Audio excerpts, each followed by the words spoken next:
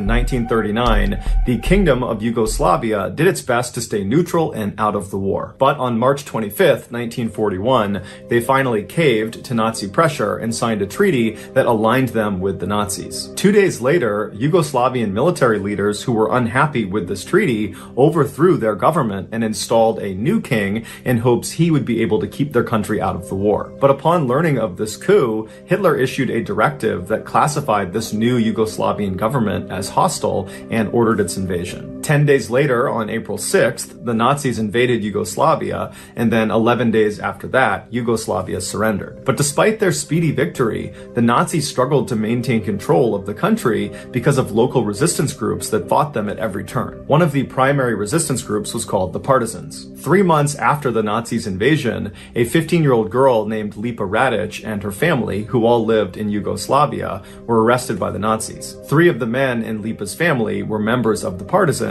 and so had attracted Nazi attention. 20 days later, as the family still sat in jail wondering what the Nazis were going to do to them, undercover partisans broke into the prison and freed them. After getting back home, Lipa, who was totally inspired by the bravery of these partisan warriors, she immediately joined their group. As a partisan, Lipa would serve as a nurse on the front lines, treating and evacuating the wounded, and then at night, she would participate in direct combat against the Nazis. By 1943, when Lipa was just 17 years old, she had become a very hardened warrior. In February of that year, Lipa was leading a rescue effort of all these women and children, and she was walking them up a mountainside to a partisan camp when the Nazis came out of nowhere and surrounded them on all 4 sides. And Lipa, who refused to surrender, expended all of her ammunition defending these women and children until she was eventually captured. The Nazis moved Lipa to a nearby village where they viciously interrogated her, demanding that she give up the names and locations of her partisan comrades, but Lipa refused. After 3 more days of unsuccessfully trying to get Lipa to give up information, the Nazis grew frustrated and sentenced her to death. And so later that day, Lipa was marched out to a tree situated next to a train station, and hanging down from one of the branches was a noose, and under the noose was a table. With her hands tied behind her back and only wool socks on her feet, the 17-year-old girl calmly climbed up onto the table and stared down at the crowd. As the noose was being tied around her neck, the Nazi commander gave Lipa one more chance to give up information about her partisan comrades, and if she did that, they would spare her life. The Nazis had brought out a cameraman to document this execution because their plan was they would distribute the pictures all over the country to scare the partisans into submission, that this is what happens if we catch partisans. And so with the cameras flashing away, Lipa famously turned to face this Nazi commander and glared at him and said, "Those who you're asking about will reveal themselves when they wipe out all of you evildoers to the last man." After this, Lipa was hanged. The pictures of her execution were indeed distributed all around the country, but there was no context or story. It was just some partisan being executed by the Nazis. But eventually, Lipa's story about her defiance and her famous last words found their way into the partisan camp, and suddenly those images of her execution took on brand new meaning. They no longer inspired fear like the Nazis were hoping. They inspired courage and pride and a will to keep fighting. When the Nazis discovered this is what that picture now represented, they tried to destroy all of these pictures, but it was too late. Lipa had already become a national hero. Following her death, the partisans continued to fight the Nazis and eventually helped to defeat them. After the war was over, the partisans were recognized as one of the most effective guerrilla forces in the entire war. On December 20th, 1951, Lipa was posthumously awarded the second highest military award in Yugoslavia, called the Order of the National Hero. Here is the photo of Lipa glaring at that Nazi commander after she's just told him her comrades are going to kill him. About what exactly happened in this story that I'm about to share with you. And so for transparency, in this video, I am going to rely on the narrative that was presented in court by the defendant. And so with that in mind, here we go. On the afternoon of December 3rd, 2012, a freelance photographer working for the New York Post newspaper named Umar Abbasi was walking down the stairs of the 49th Street subway station in New York City. This very busy station is located only a few blocks away from the very famous Times Square. And so after Umar made his way down to this underground subway station, he walked over to one of the big automated kiosks that looks like an ATM, and he purchased a subway ticket. And then with his ticket, he walked walked over to the turnstiles. He slid his ticket through the slot, pushed past the turnstiles, and was now standing out on the actual train platform. And from where Umar was standing, this platform basically was like a huge sidewalk that stretched all the way to his right a couple hundred feet and all the way to his left a couple hundred feet. And in front of this platform were the actual tracks down below, because the train, when it came out of the tunnel, it would actually come right up alongside this platform with almost no clearance between the platform and the train. As such, the leading edge of the platform, basically the lip of the train platform that's closest to the train tracks, has this big yellow line painted all across it to keep commuters from standing too close to the edge, because if a train came through, they could actually get hit by the train. And so as Umar is standing on this platform and he's looking left and right, it's totally crowded with people, and they're all kind of tucked back against the wall away from this yellow line. And so Umar decides he's going to turn right and wait at the right end of the platform, just because he saw down at the far end there appeared to be a gap in people, and he figured he could stand right there. And so Umar begins navigating past all of these people on the right side of the platform, and for the most part, everyone he is passing either has their head buried in their phone, or they're listening to music, or both. Because the thing about riding trains, especially trains in busy cities, is none of the commuters want to talk to anybody else. They want to be completely left alone. And so as Umar is walking, everyone was basically doing that. But at some point, he did pass two people that were engaged in a pretty heated conversation. Umar had no idea what they were arguing about, or if they were even arguing at all. He didn't know who these people were, but he took mental note of the fact that two men were kind of bickering with each other. And so he walked past them, didn't give it much of a second thought, and he arrived at a gap in the gaggle of people waiting for the train. And there he just stood well back of the yellow line, where he pulled out his camera and began clicking through the images he had taken earlier in the day at an earlier photo shoot. And so as he's clicking through these pictures,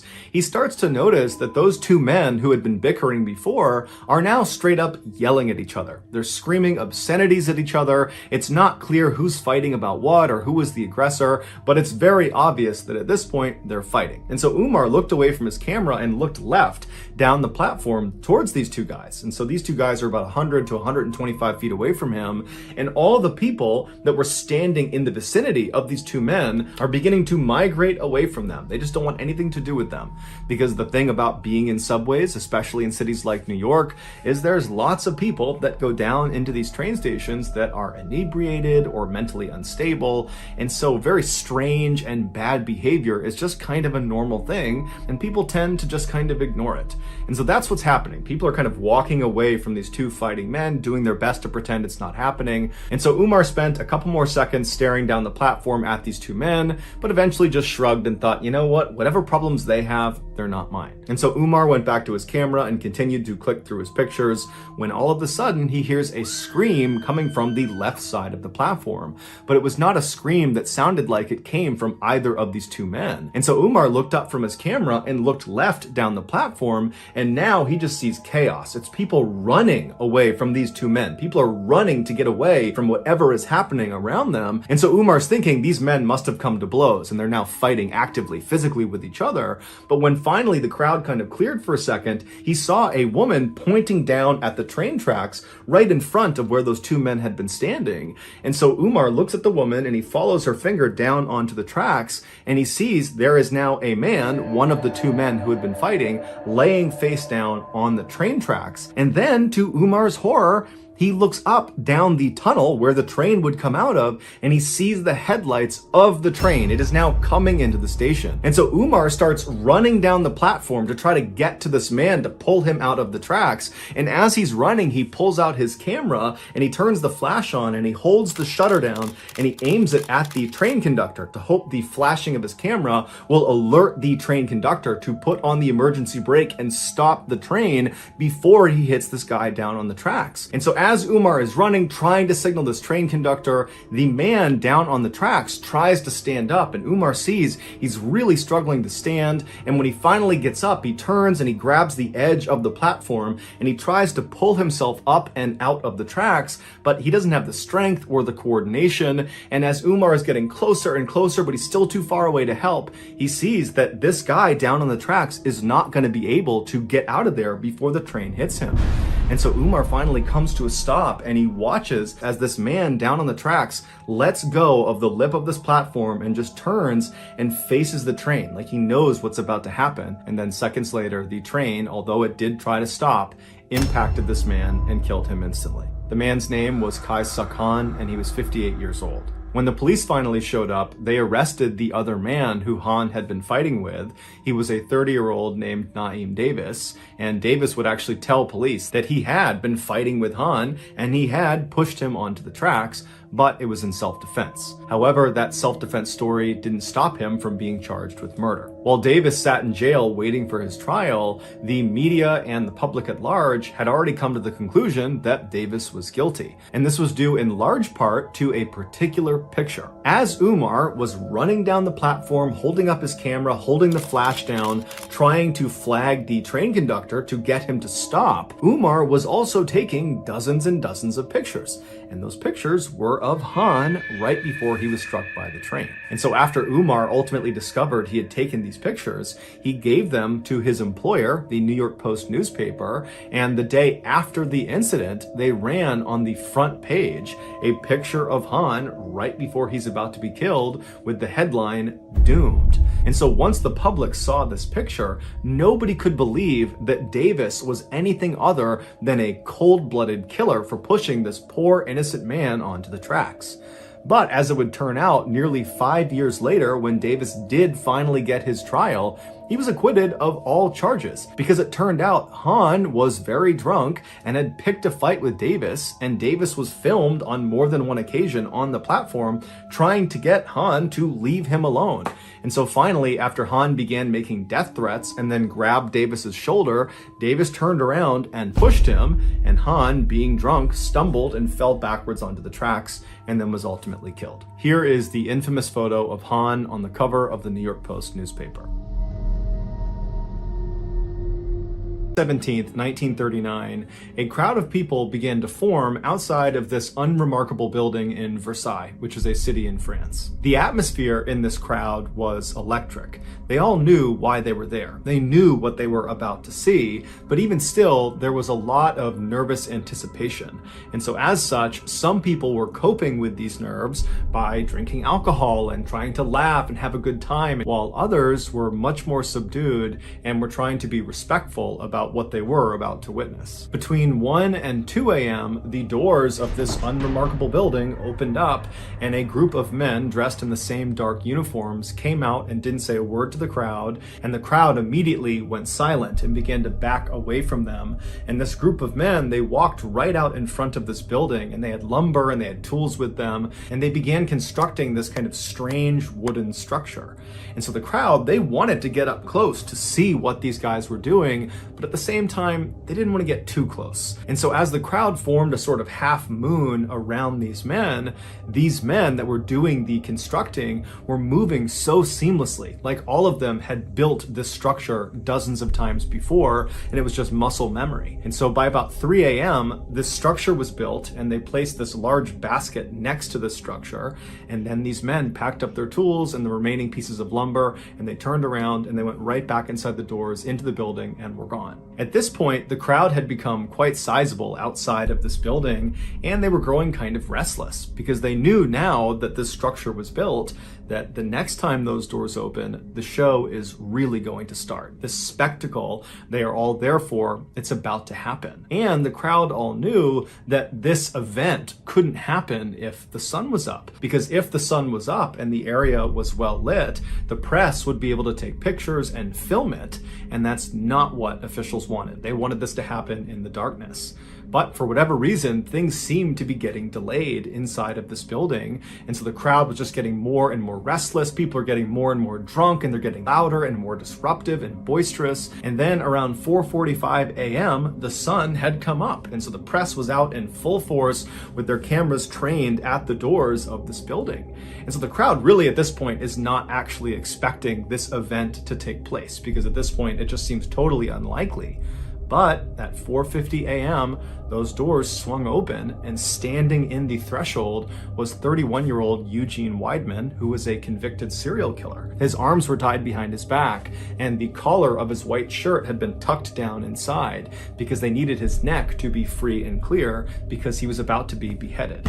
So the two guards on either side of Eugene, they pulled him forward out towards the crowd so the executioners behind him, who were dressed all in black, could filter out and take up positions alongside the guillotine, which is that wooden structure that had been built earlier in the morning. And so as Eugene is being brought out towards the crowd and everything is getting set up for his execution, the crowd went wild. They were shrieking and howling and laughing and pointing and booing and just generally being completely rambunctious and totally bloodthirsty. Eugene kept his head down. He did not want to look at the crowd, and he did not want to look at the guillotine. And so eventually the two guards turned him and walked him directly towards the base of the guillotine, at which point the executioners that had taken up their positions around this device, they grabbed him and slid him forward so he was on his stomach on top of this wooden platform, the guillotine, and they slid him forward until his head poked through this opening at the very far end, at which point his neck was positioned right under this huge blade that was dangling right above him,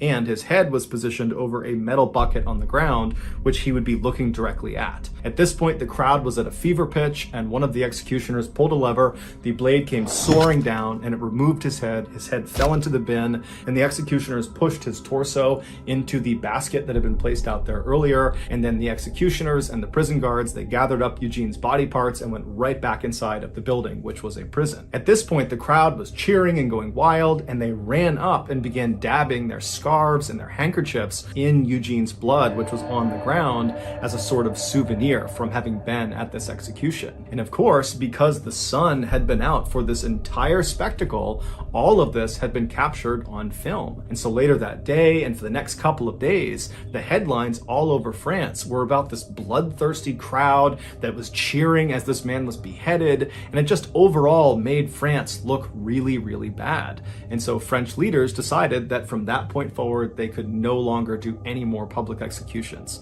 So the guillotine would continue to get used for decades beyond this point, but it was all behind closed doors. Also, random fact about being beheaded by a guillotine: your head, after it's been separated from your body, stays conscious for about 10 to 12 seconds, so they say.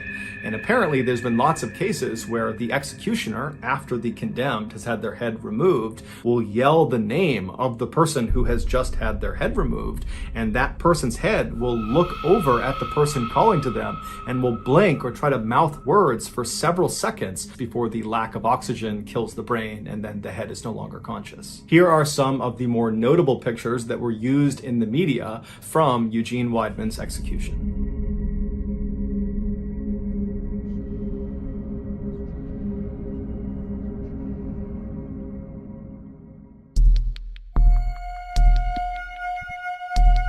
In the early 1900s, Eben Byers was a man who other people envied. He was born into a very wealthy family in New York City. He attended Yale University in Connecticut, which is a very prestigious Ivy League university, and he was devilishly handsome. After his college graduation, he didn't need a job because his family was so rich, and so instead he focused his time on a passion of his, which was golfing.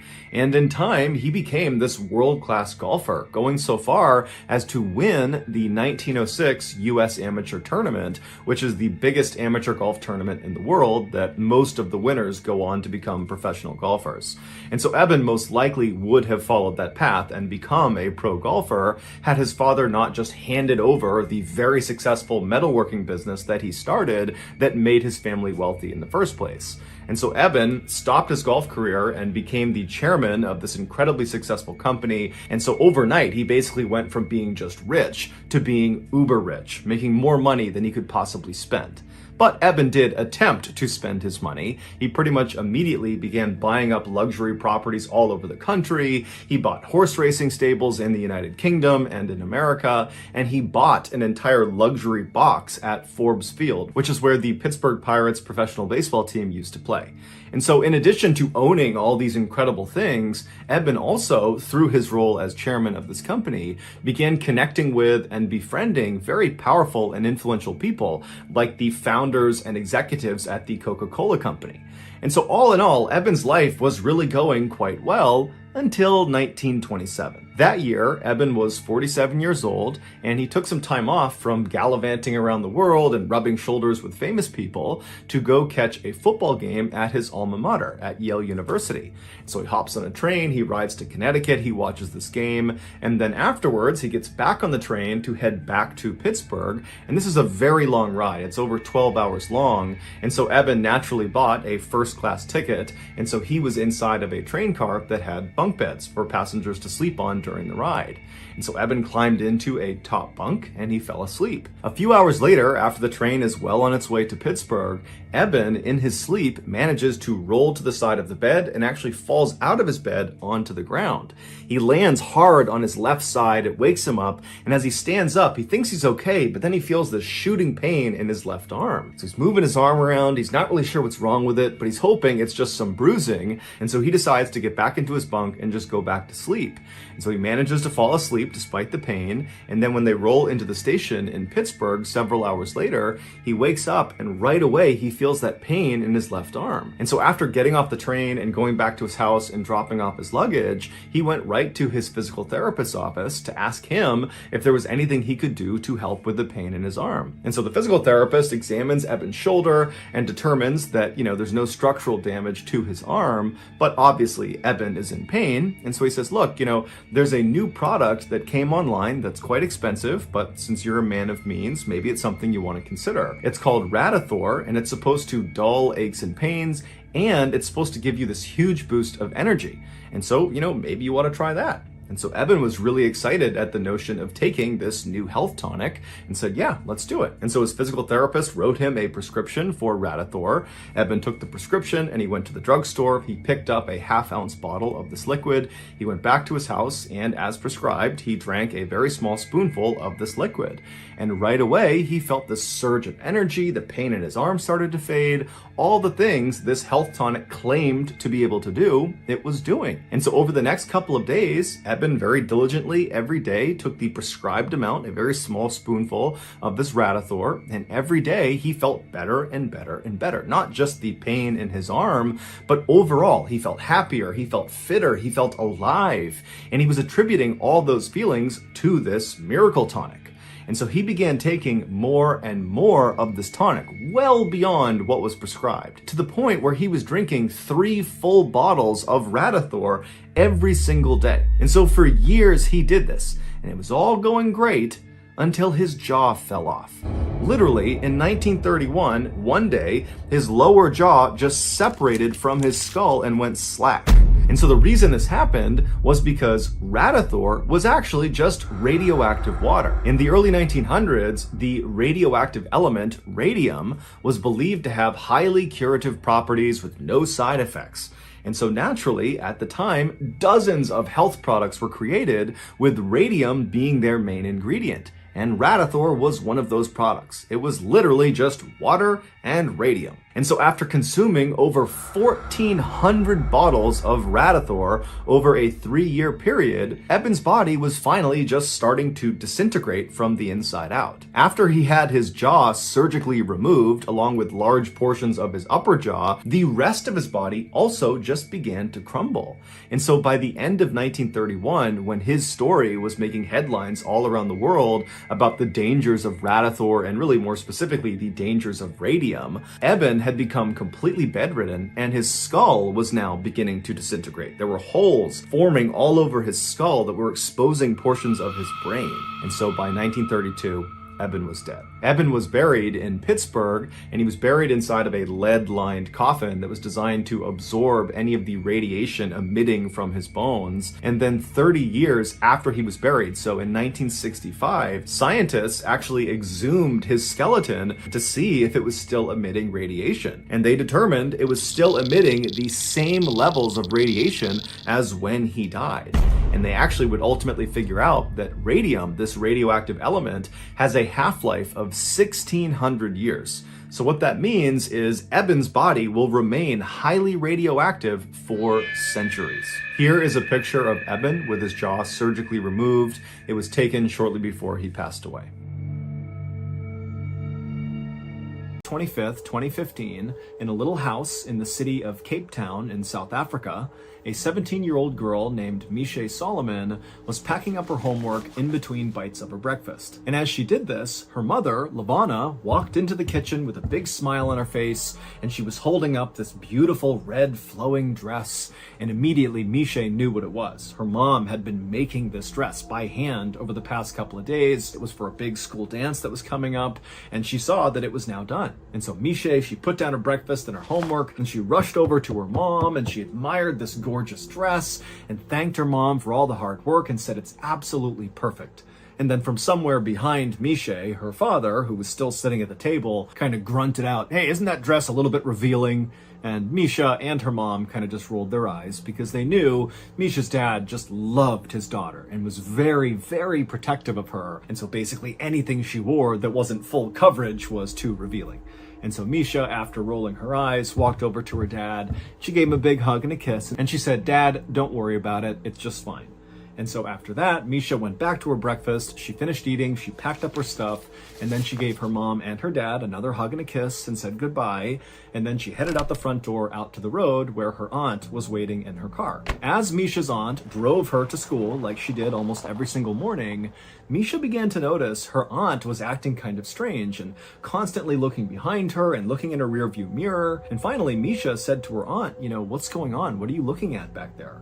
And Misha's aunt would say, "I know this sounds crazy, but I'm pretty sure there's a white car that's following me. And in fact, over the past couple of days, I've seen what I think is this same white car following us anytime I'm driving you to school." And so Misha just turned around in her seat and looked out the back window, and she saw there were dozens of white cars on the road, so it was pretty difficult to tell which one her aunt was talking about. But as she's looking, none of the cars seemed suspicious.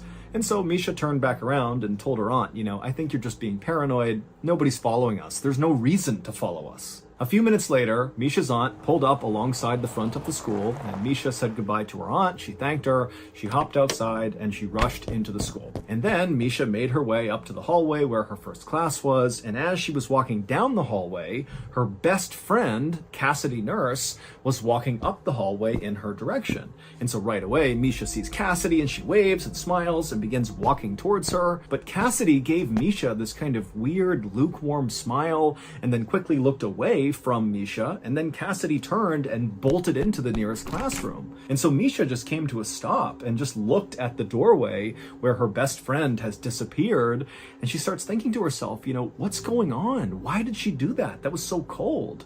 And then Misha began to think about the fact that actually, over the past couple of days, Cassidy had been acting really strange. It was like she was trying to avoid Misha, but Misha had no idea why. It wasn't like they were fighting. Normally, Misha and Cassidy were totally inseparable.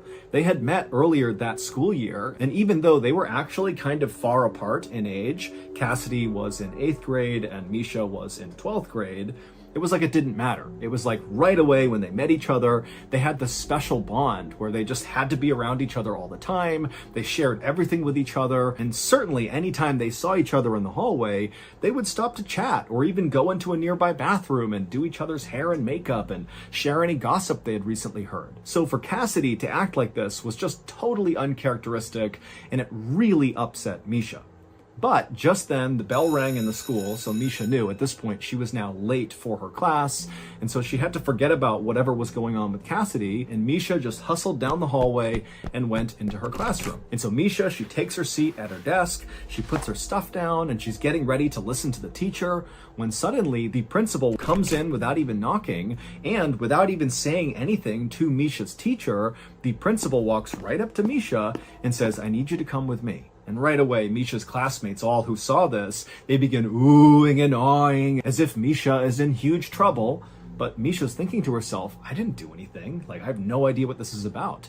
And so she kind of smiled like it was no big deal. She picked up her stuff and she followed the principal out into the hallway. But as Misha followed the principal down the hallway towards the principal's office, Misha's smile faded and she began to wonder, what is this about? What's going on? And then finally, they got to the principal's office. The principal opened up the door. Misha went in first, and the principal trailed behind her and shut the door behind them. When Misha looked into the principal's office, she saw there were already 2 people inside who she didn't recognize.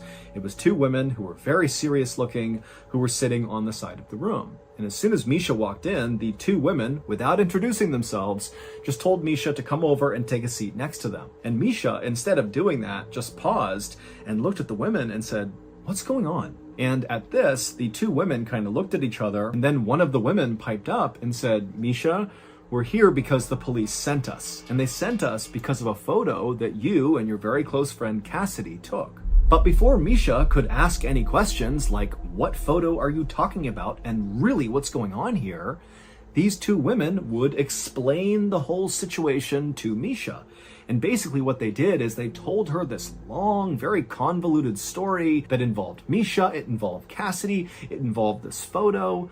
And by the end of this story, this explainer story, Misha had taken a seat and put her hand over her mouth in utter disbelief.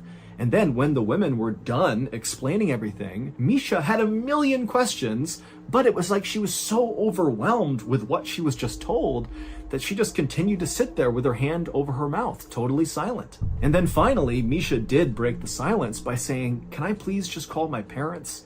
And at this, the social workers said, "No, you can't. And in fact, the police are already at your parents' house. They're talking to your parents right now. And so you can't talk to them and you can't even go home. In fact, you have to come with us for tonight." And then the 2 women got up and they made their way out of the principal's office and they said, "Come on, Misha, you have to come with us." And so Misha stood up and she's totally flabbergasted. She really is like, how is this real life? And the principal at this point walked over and gave Misha a hug.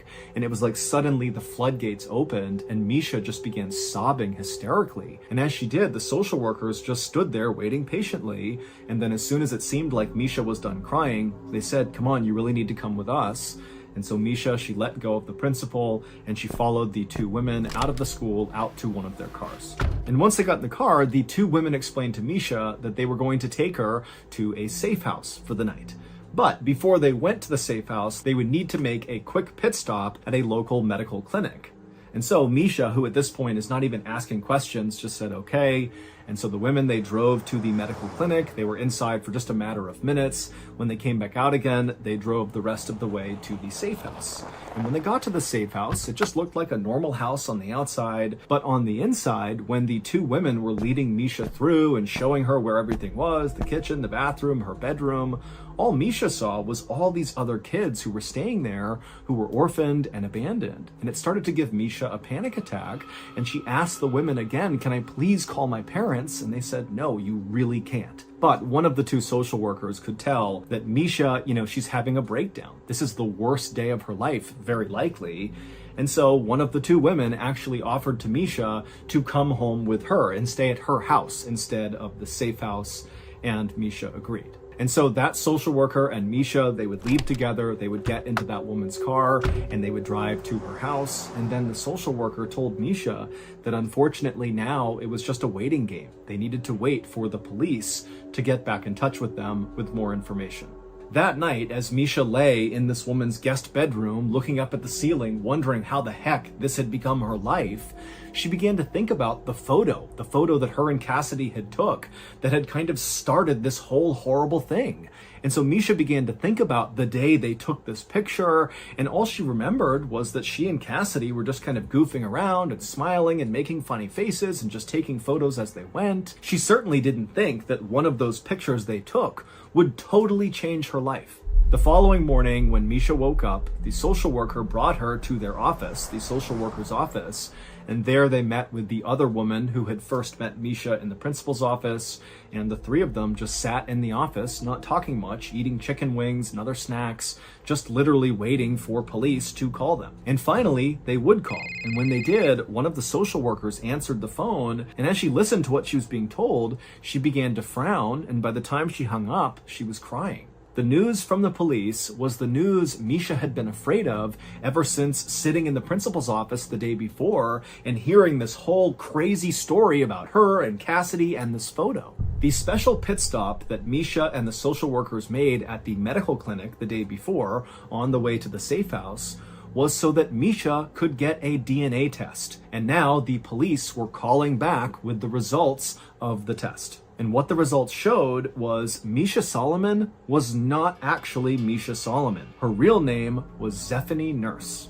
17 years earlier, Zephany Nurse had been stolen out of her crib at the hospital in Cape Town, and despite a massive manhunt for her, she was never found. And so this was a huge, famous case in Cape Town, and most people assumed it would never be solved. But Misha's DNA had done just that. It proved that Misha's parents, who had loved her and raised her since she was a baby, were not actually her parents. Her mother, Lavana, was actually her kidnapper, and now she was under arrest. But even though this revelation was incredibly shocking and upsetting for Misha, it was not nearly as shocking as learning the identity of her real biological parents. The social workers took Misha from their office to the police station, where they told Misha her real biological parents were waiting to meet her. And so once they went inside the police station, Misha gripped onto the social worker's arm tightly. She was incredibly nervous, and she was led down a hallway to a door that was shut. And then finally, when Misha was ready, she pushed the door open, and her real parents, who were sitting right in front of her, they stood up and they ran towards her crying. But Misha just stood there, stunned and silent, staring at them. Because these people, they were not strangers to her. She knew them extremely well. They were the parents of her best friend in the world, Cassidy Nurse, which meant Misha, aka Zephany Nurse, was Cassidy's sister. Months earlier, when Misha and Cassidy first met each other, the reason they hit it off so quickly, and the reason they had similar senses of humor and liked the same things and looked so dramatically similar, is because they were literally sisters. They just didn't know it. And then one day they took a series of selfie photos of themselves, and Cassidy, she would go home and show one of those photos to her parents and say, "Hey, look, my best friend, Misha Solomon, look how similar we look." And when Cassidy's parents looked at Misha Solomon, they instinctively knew, that is our daughter. That is Zephany Nurse. And so they would bring this photo to the police, and the police would begin to investigate. And during this investigation, they began trailing Misha. So when Misha's aunt told Misha that she thought a white car was following her, she wasn't just being paranoid. Those were investigators following Misha around, trying to get a feel for her schedule, because they needed to approach her when she was alone in order to get a DNA sample. They were worried if they contacted Misha and tipped off what they were doing, she would tell her parents, who were actually her kidnappers, and then potentially they might take Misha and run away. And so they couldn't risk that. They had to basically follow her around and wait for an opening to get this DNA test done. And so this was also the reason why Cassidy was acting so strangely towards Misha in the few days before the truth was revealed. It's because Cassidy knew about this investigation, and the police told her, you can't tip Misha off. She will tell her parents, her kidnappers, and they might abscond with her. And so Cassidy basically felt awkward and kind of just hid from Misha for a couple of days. The woman that Misha had grown up with and called her mom for her whole life, Lavana Solomon, was ultimately convicted of kidnapping and sentenced to 10 years in prison. There has never been any evidence to suggest that Lavana's husband, so Misha's dad for her whole life, actually knew that the baby had been kidnapped, because 17 years earlier, Lavana had been pregnant with their child. But it's believed she miscarried, and Lavana did not share that with her husband. Instead, she told her husband that she had gone into labor while he was at work and delivered their child, and so that's how they had this baby, Zephany, when in reality, after Lavana had miscarried, she had at some point dressed up like a nurse, gone into the hospital, and stolen Zephany. For her part, Zephany, aka Misha, stayed in touch with both sets of parents, the fake ones and her biological ones. And she would say that, she still loves the parents who kidnapped her because they raised her and they treated her well. And in fact, Zephany would actually wear that beautiful flowing red dress that Lavana had stitched for her to her high school dance well after the news came out about who Lavana was. Misha also decided that she would just keep the name Misha because that was what she was used to, instead of going back to her baby name, Zephany.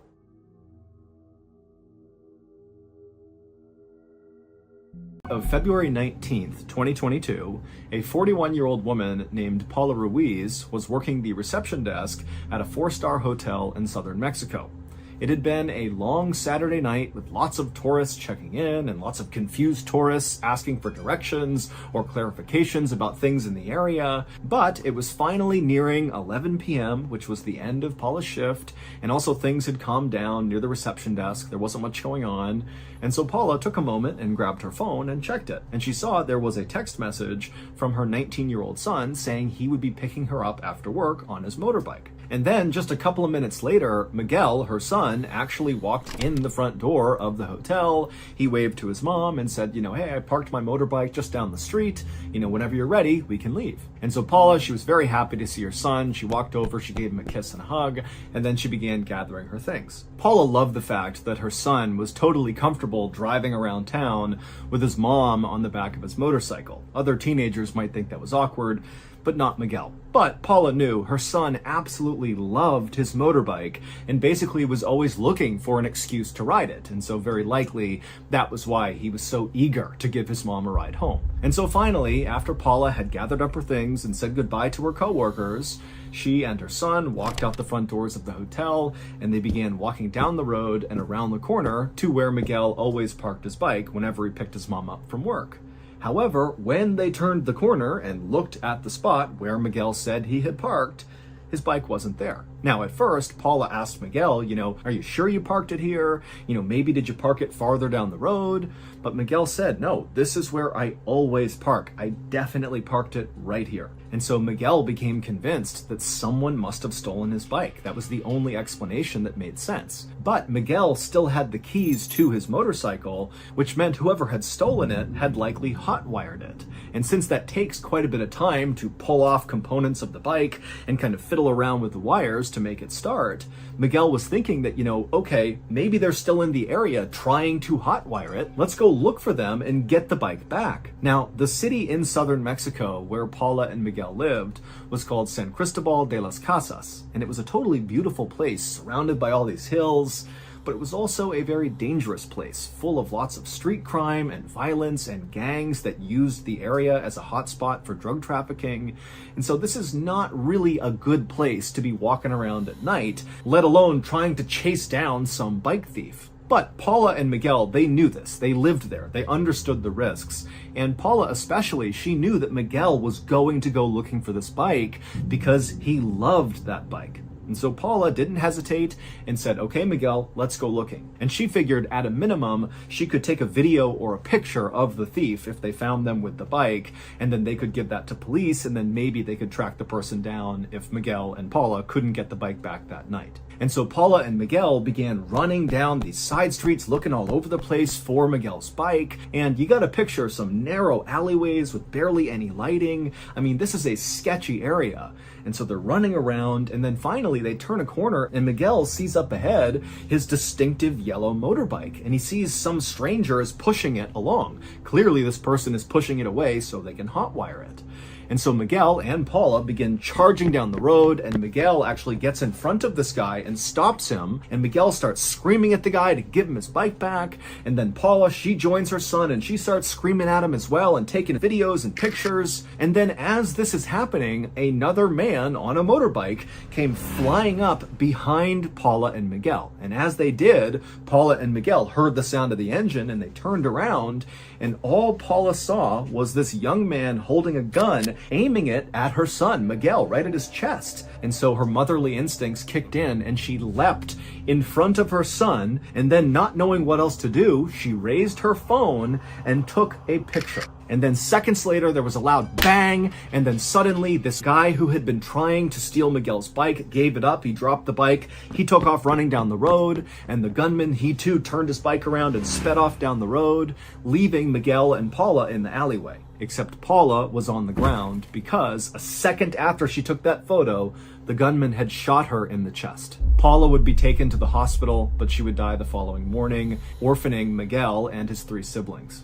However, the photo that Paula took of her killer seconds before he killed her was such a high-quality photo showing his face that just 2 days after her murder, police were able to use that photo to find the killer as well as his accomplice, and they were both arrested.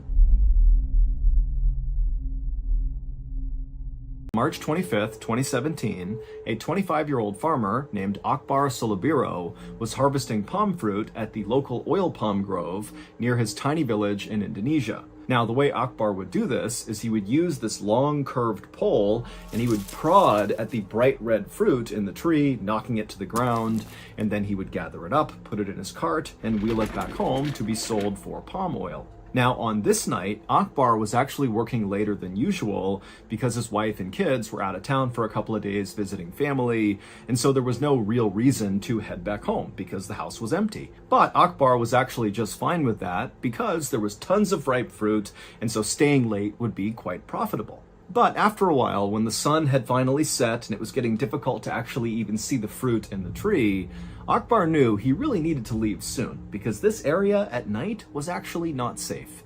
And so Akbar gathered up the remainder of his fruit on the ground, he put his pole in the cart as well, and he began quickly making his way back home.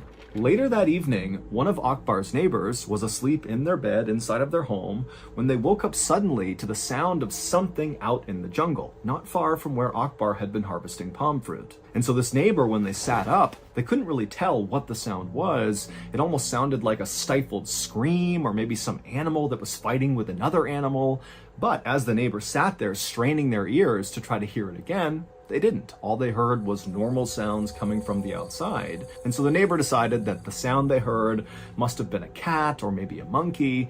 And, whatever it was, it couldn't have been a big deal. And so this neighbor went back to sleep. The following evening, so 24 hours later, another one of Akbar's neighbors walked outside of their home to begin the walk over to the jungle to harvest palm fruit. And when they went outside, normally around this time, Akbar would be coming outside as well, because these two often went to the grove together. But, this neighbor is looking and Akbar's not outside, and he looks up at Akbar's house and it's dark and quiet. And so this neighbor's thinking to themselves, where is Akbar? I know he worked late last night. I didn't hear him come in. And come to think of it, I haven't seen him all day. And now, of course, I'm not seeing him as well. And so this neighbor, feeling concerned about Akbar, walked over and knocked on his door, but nobody answered. And so really starting to think that something could be wrong with Akbar, this neighbor went to Akbar's uncle's house. And when Akbar's uncle came to the door, this neighbor explained what was going on and their concern that, something could have happened to Akbar. And so the uncle and this neighbor would go back over to Akbar's home and they would actually try the door. It was locked. They looked inside the windows and it looked like no one was in there. And they also noticed that where Akbar typically kept his cart that he would transport his fruit in, it wasn't there either, which made them think, Akbar must still be out somewhere with this cart because this cart is very important to him. And so ultimately, the uncle, after seeing the state of his nephew's home, he agreed with this neighbor that, something was wrong here. And if they wanted to find Akbar, they really needed to get together a search party right now and go looking for him. So the uncle contacted the leaders of the village, and they in turn rounded up all the able-bodied men in the village, and they all got together with headlamps and flashlights and machetes and knives, and then all together they began walking away from the village into the jungle in the direction of this palm grove, which was the place that Akbar had been last. And so this big group of men, they get inside the jungle and they begin walking along this path, which was the most likely path that Akbar would have taken to go to the palm grove and also to return from the palm grove. And as they're walking, the sun is starting to set, it's getting dark, and the animals in the jungle, they're all making noises and kind of yelling at this group as they're moving through. And this group, they're shining their light around looking for any sign of Akbar, but there wasn't any. They were calling his name out, there was no response. And then at some point, as they got closer to the palm grove, they noticed there were a couple of bright red fruits, palm fruits, that had clearly been recently harvested that were scattered on the trail. And so the group began to fan out in this area, thinking that, oh my goodness, Akbar must be somewhere nearby. Maybe there was some sort of accident and he's fallen somewhere, or just something's happened to him, but he's got to be in this area. And so the group began fanning out off the trail, kind of hacking their way through all the underbrush. And then suddenly, one of the men, after he hacked through a particularly dense stretch of the jungle, he looked down and saw something and began to scream, and he raised his machete and began running forward. As far as we can tell, this is what happened to Akbar.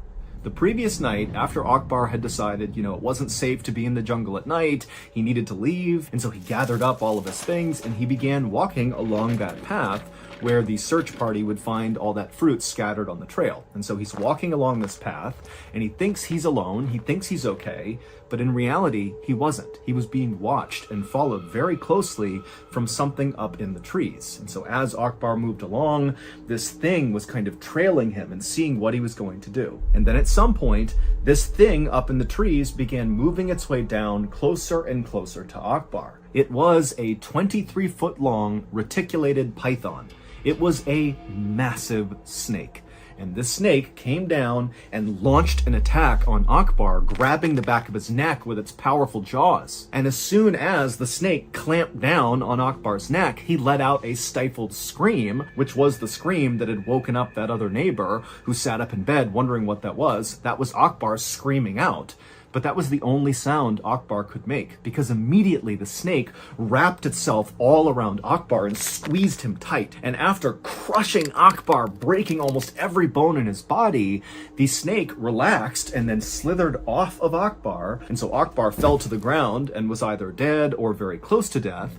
And at this point, the snake opened up its jaws and positioned itself right in front of Akbar's head. And then it began kind of slithering itself forward, consuming Akbar head first. And the way pythons do this is they don't really chew on their victim. Instead, they kind of put their mouth over the top of whatever they're going to consume, and they kind of undulate and walk their bodies forward, driving the victim deeper and deeper into their body until they are completely consumed. And so the next night, when one of the members of the search party had gone off the trail and began hacking away and then saw something and charged after it with his machete, what he was seeing was the python, who very clearly had a person inside of its stomach. You could see the outline of the person. And so this search party member ran forward and hacked the snake, opened it up, and there was Akbar fully dressed and deceased inside of the snake.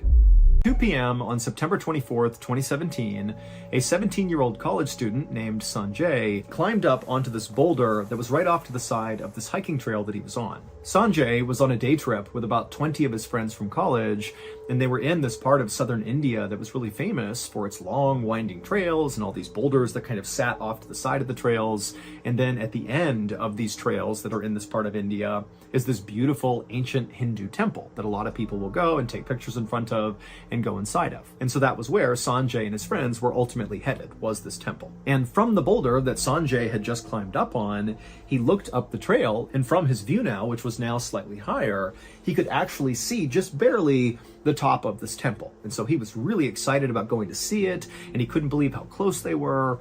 But as he was standing on this boulder, staring at the top of the temple, he also realized that kind of off to the side of the temple, basically right next to it, was this beautiful pool of water with a big wall around it and cement steps leading into it.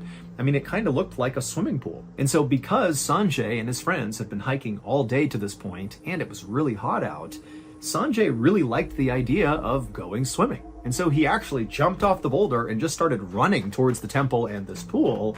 And he was yelling to his friends as he did, like, hey, I'm gonna go swimming.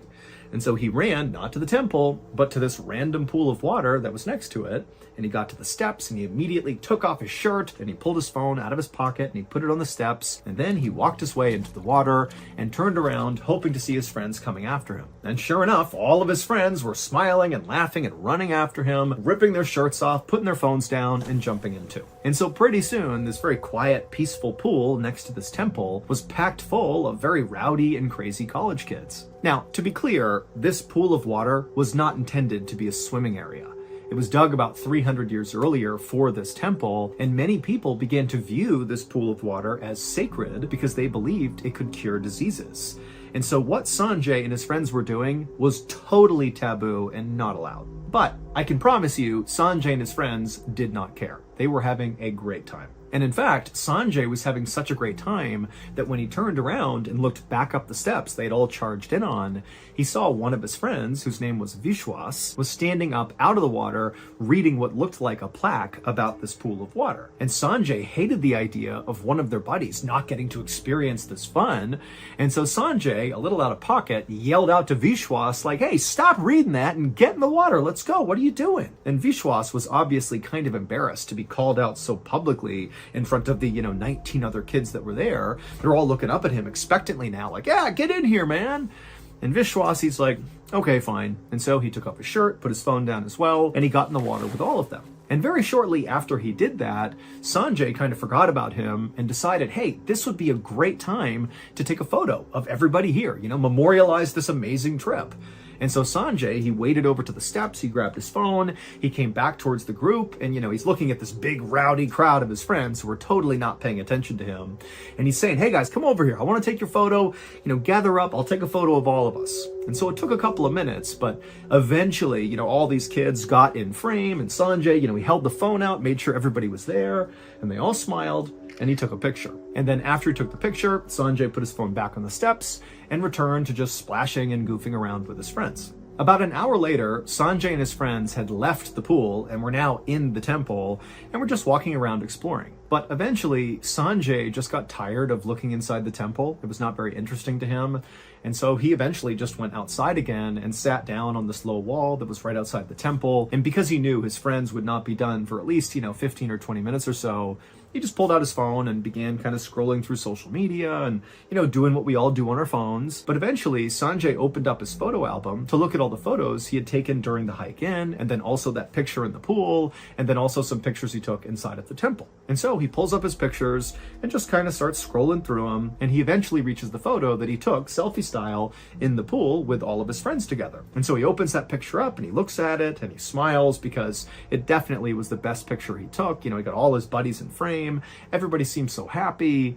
But as Sanjay was looking at this photo, he realized there was something odd about it. There was just something in this photo that just seemed like it shouldn't be. And as he looked more closely at it, the smile on his face faded and he began to panic just a little bit. He didn't know if what he was looking at was real or not, but he knew he had to go find out. And so Sanjay put his phone away and he looked up and began looking around outside the temple at all the other people who had left, and many of them included his friends. And they were walking around, talking in groups or whatever.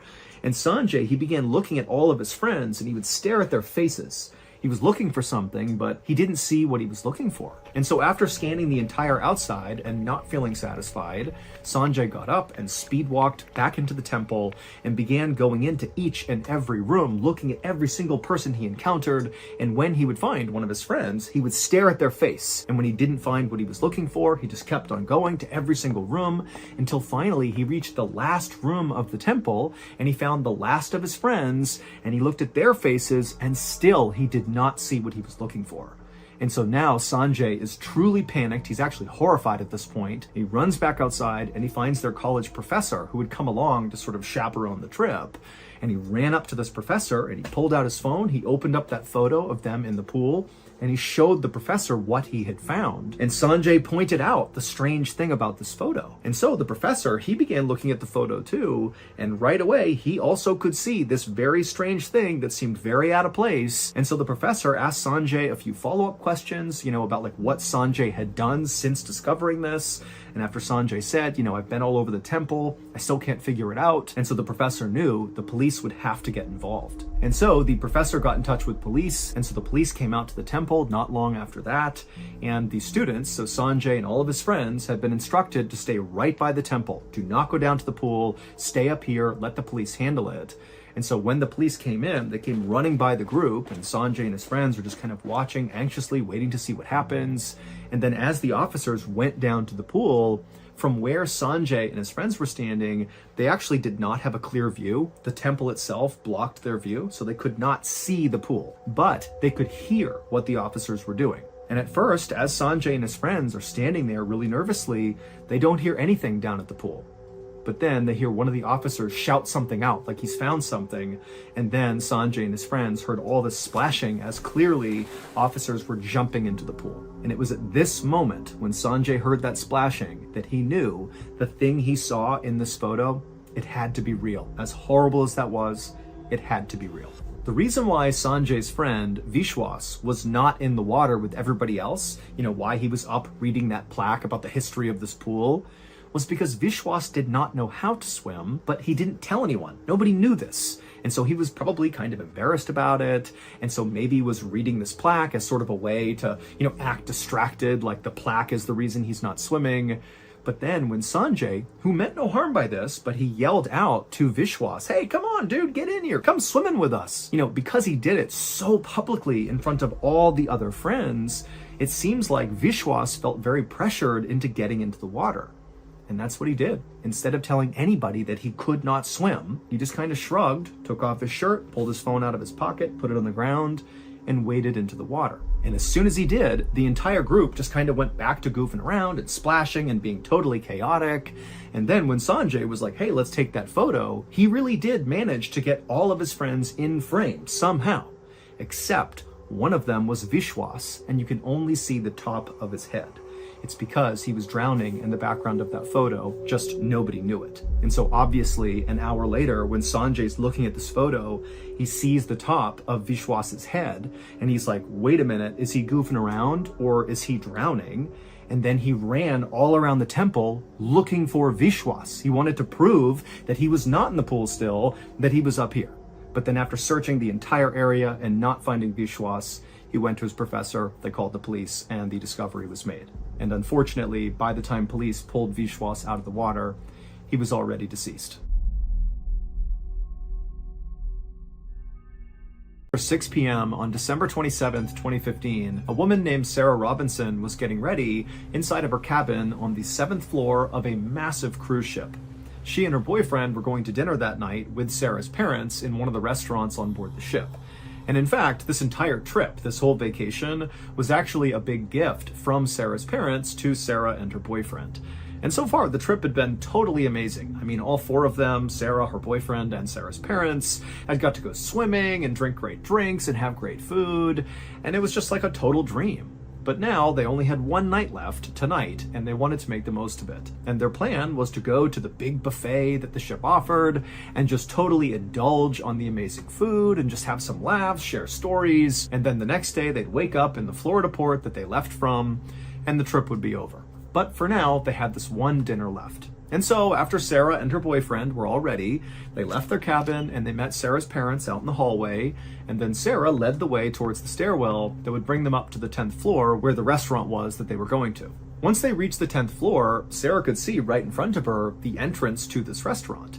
And so she, her boyfriend, and her parents, all behind her, began walking towards the restaurant. And to get there, they would have to walk past this sort of lobby right in front of the restaurant, where there was this elevator bank that would go down to the lobby and all the other floors. And so, Sarah and her family, they walked past these elevators, and as they did, Sarah began to hear what sounded like rain hitting the outside of the ship. But that didn't make any sense because that whole day the weather had been beautiful and clear, and Sarah, when she heard this sound, she instinctively kind of looked around the corner out one of the windows, and she looked out into the night, and it was still clear and beautiful out, so this could not be rain. And so Sarah, she turned around and she looked at her boyfriend and her parents with a sort of quizzical look, being like, do you hear this? Like, what is that sound? And they clearly had heard it too, and were looking back at her like, I don't know. But before they could even start to discuss whatever this was, a woman who they didn't know, who was standing near these elevators as well, began to scream. It would turn out just a few minutes before this woman began to scream, the cruise ship's chief electrician, 66-year-old Jose Sandoval Opazo, had begun doing routine maintenance on the elevators that were located a few floors below the 10th floor, but still within that same elevator bank that could bring you up to the 10th floor where that restaurant was. And while Jose was performing this very routine and quick maintenance on the elevator, something strange happened. But to understand why this happened, you need to understand a little bit about Jose and the other electricians on board this cruise ship. So there was oftentimes a lot of very quick and easy maintenance that would need to get done on these elevators, which would involve going into the elevator shaft to do it. But again, these are very short bursts, in and out, very easy to do. All the electricians know how to do it. And the procedure was to actually fully shut down that elevator, like completely, and then go inside and do the maintenance, and then go through the process of starting the elevator all over again. But that was so disruptive to the flow of traffic on the ship each day, and it was just kind of a hassle. And so Jose and the other electricians had come up with this sort of workaround that didn't require them to shut down the elevator, because again, that was just a huge pain and they didn't want to do it. And so what they would do is they would wait until the elevator car within the shaft they needed to do maintenance on was at some other level, like on floor 2, and they would go into the elevator on like floor 8 and then quickly do the maintenance on the inside of the shaft or whatever it is they had to do.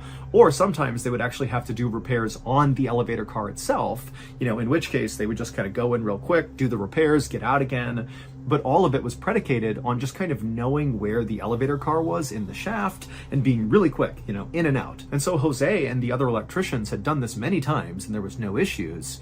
But on this day, Jose, he got into the elevator shaft to make these simple repairs. And so he actually was standing inside of the shaft on top of the elevator car that was down, a few levels down from 10.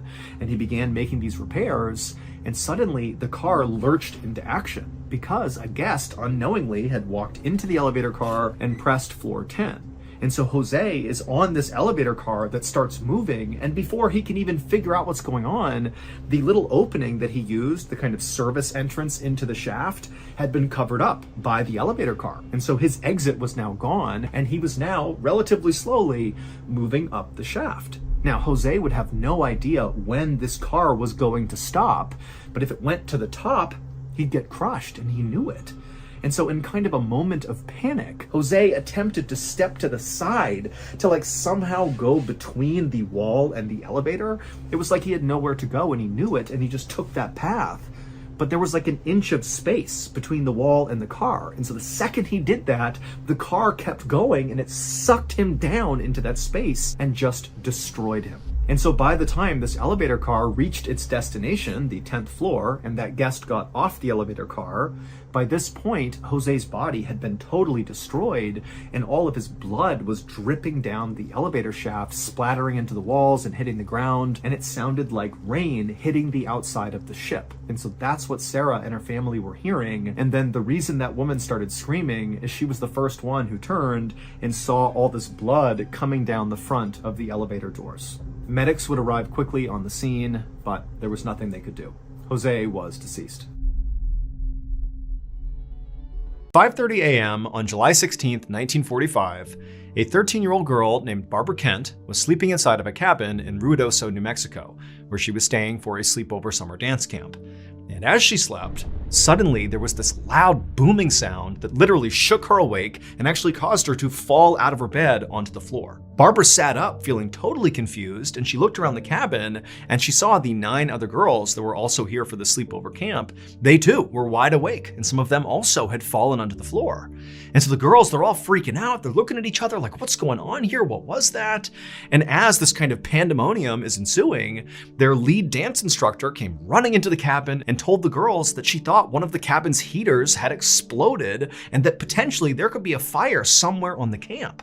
And so all the girls, they're already totally panicked. Now they're getting really scared. And the instructor's just like, all right, girls, go outside, stand by the river. I'm gonna go find wherever this explosion happened and make sure everything is okay. And so the girls, they were led outside, totally a mess, and they went and stood by this river near the cabin and waited for their instructor to go look around. And so Barbara and the 9 other girls, they're totally terrified, and they're standing by this riverbank, and they're kind of looking around the property, seeing if they can see smoke or fire, but they can't.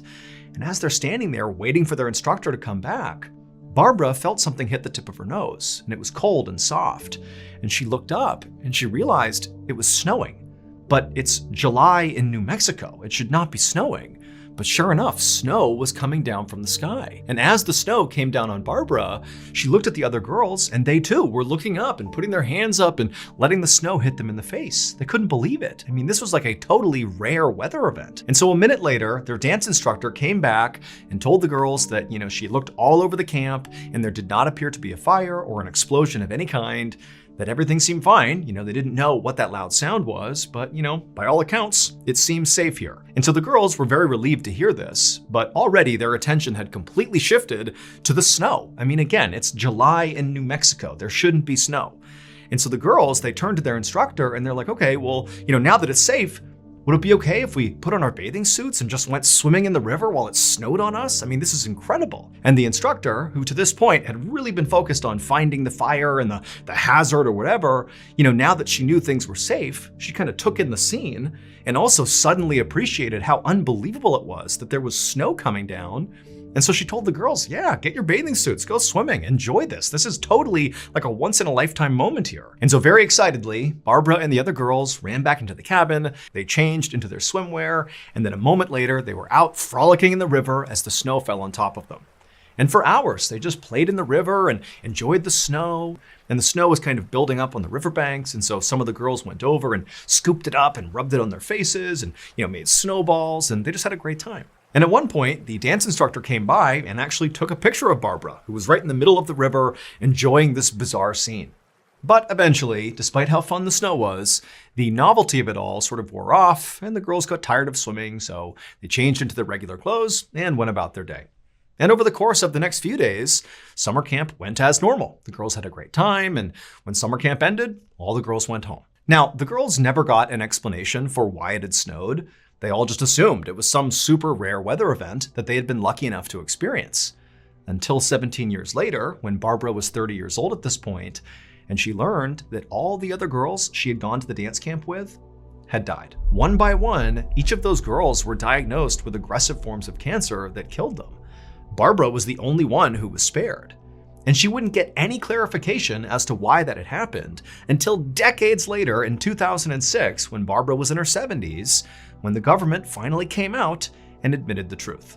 It would turn out Barbara's dance instructor was correct in thinking there had been an explosion on July 16, 1945. But of course, it was not any of the cabin's heaters or anything local to the cabin or the camp. Instead, the explosion occurred 40 miles away at a US government testing site in the middle of the New Mexico desert.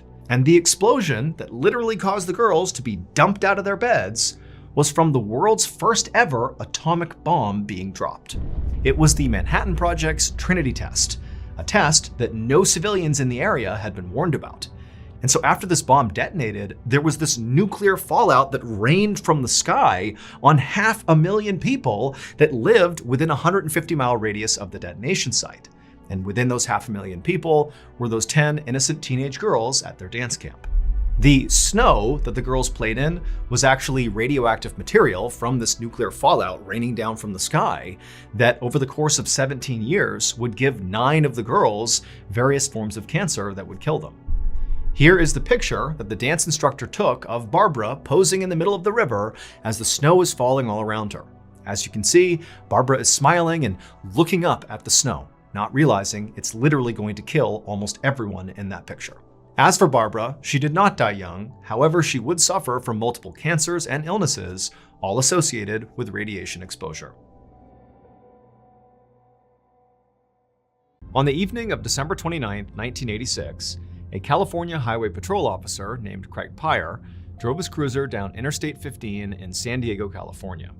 With him was an NBC News reporter in the back seat, and there was a cameraman in the passenger seat. They were filming a segment about highway travel safety that was set to air on the evening news later that night. Officer Pyre was following his typical patrol route, but after a few minutes, they passed by a sign that said Mercy Road. It was an exit, and at that point, Officer Pyre turned to the news team, pointed at Mercy Road, and said, "That's where they found the body." So a little more than 36 hours earlier, at around 4 a.m. the previous morning, a 20-year-old college student named Kara Knott had been found strangled to death in a creek right near the Mercy Road exit. Kara had been on her way home from her boyfriend's house when, for whatever reason, maybe car troubles or maybe she was trying to help someone, but she wound up in that cul-de-sac, and then while she was there, she clearly encountered someone dangerous who took her life. And so this was actually why the California Highway Patrol and NBC News were collaborating on this news segment, because Kara's killer was still not caught. And so the idea behind this segment was basically to tell drivers along this highway, how to stay safe while they were out there, especially if for whatever reason they had to stop somewhere along the highway, what to do in that situation. And so as Officer Pyre passed by the Mercy Road exit and continued down Interstate 15, he turned to the news crew, and as they filmed, he began talking about the basics of highway travel safety. Specifically, he said, look, one of the most hazardous things that can happen to you beyond an accident on the highway is if you have some sort of car trouble that forces you to stop on the highway. Because once you stop, there's an inclination for a lot of people to want to leave their vehicle. But that's a very dangerous thing to do. Anything could happen. Being a female, you could be raped, robbed if you're a male, all the way to where you could be killed. Officer Pyre also warned people not to get into a stranger's car, because there was a running theory at this point that perhaps Kara had gotten into her killer's car. As this particular segment was filmed, the one you just watched, Officer Pyre was looking ahead and he noticed there was a car pulled over on the shoulder of the highway with its hazards on. So he turned to the news crew and basically said, look, here's a chance for us to actually show the people in real time what to do in case your car breaks down on the highway. So he pulled his cruiser over right behind the stalled car, he got out, and then gestured for the news crew to come with him. Officer Pyre walked over to the passenger side door of this car, and through the open window, he asked the driver to get out and talk to him. The driver did, and as the camera rolled, Officer Pyre asked him to explain, what's going on here? What happened to your car? The driver said he had run out of gas and then gotten stranded on the side of the road. And then he had left his car and walked to a gas station to get a gas can, came all the way back, he put the gas into his car, but his car still wouldn't start. Now, at this point, Officer Pyre is realizing that this driver is doing basically exactly what he shouldn't be doing, according to the safety tips Officer Pyre had given. And so on camera, he basically says to this guy, do you understand how dangerous it is to have left your car like that and walked alone on this highway? Do you understand what a hazard that is? And the driver just kind of looked at him and shrugged like, yeah, I guess so. After that, Officer Pyre called the man a tow truck. His car was towed and the man was on his way. And Officer Pyre got back into the cruiser with the news crew and they carried on. After that, Officer Pyre and the news crew wrapped up filming. And then after he dropped them back off again, they told him what time to expect his segment to air on NBC that night. And sure enough, that evening, Officer Pyre was in front of a TV as the broadcast started. And when Officer Pyre's actual segment aired on TV, to him and to the California Highway Patrol, it went great. It was 1.5 minutes long. It sort of hit all the high points. It showed Officer Pyre, talking about how to be safe on the highway and talking to the stranded motorists. It kind of did exactly what they expected it to do. And when it was over, Officer Pyre clicked off the TV and didn't think much about it, because it was not a big deal. It was just a basic safety video. And for the vast majority of other people who watched this clip live on TV, it really didn't stand out to them. Again, it was just kind of a routine police safety video. But there were a few people, when they watched this clip, that noticed something very specific. And within an hour of this clip airing on TV, those few people were calling the police in droves to tell them, we know what happened to Kara Knott. And the police would follow up on these tips. And sure enough, just over 2 weeks later, they had gathered enough evidence that they were able to arrest Kara Knott's killer. It would turn out all the clues the police needed to solve the Kara Knott murder case were right there in that 1.5 minute long video. Because what happened to Kara had almost happened to over 24 other women in San Diego. And those young women were the ones who saw the news segment when it happened live, and they noticed this particular detail that clearly telegraphed who Kara's killer was. They were the ones who called police. On the night of Kara's murder, December 27th, 1986, she pulled off Interstate 15 on the Mercy Road exit, and she came to a stop in that cul-de-sac. Now, we don't know exactly why she came to a stop in there, but either way, she was there, and that's where she encountered her killer. Now, the other 24 women who encountered the same person, the killer, they were terrorized and kind of tortured and held hostage for a couple of hours, but eventually were let go. But Kara wasn't. During her encounter, at some point, the killer clubbed her over the head and then strangled her to death with a rope. Now, the killer, at first, had gotten away with this, until they were featured on that 1.5 minute long video. And some of those women who had survived their attack, they're watching the segment, and suddenly their attacker is on TV. Now, they had previously reported their attack to police, but to this point, nothing had been done. And now they're staring at, for sure, the person who attacked them, who's right on TV. And critically, as part of this segment, they're hearing about how this other young woman had been attacked and killed on this highway. And they're thinking, oh, this person did that to me. I barely got away. I bet they killed this girl. And on top of that, as they're watching the news, staring at their attacker, they can see there's a fresh cut over their eye. And so put that all together and they thought, boom, that's the person who killed Kara Knott. And sure enough, the police would follow up on these tips and they would confirm that the man in the video with the cut over his eyebrow was Kara's killer. And Kara's killer was none other than Officer Craig Pyre. Officer Pyre was found guilty of murder and sentenced to 25 years to life in prison. Since being incarcerated, he has gone up for parole 2 separate times and been rejected both times. However, he is up for parole again in 2027. Around 2:30 p.m. on November 28, 2015, a man pulled into his driveway in the extremely rural city of Huron, California. He had been away overnight, and so as soon as he got out of his car, he walked right up to his porch and checked his doorknob to make sure his door was still locked. He found that it was, which was a relief.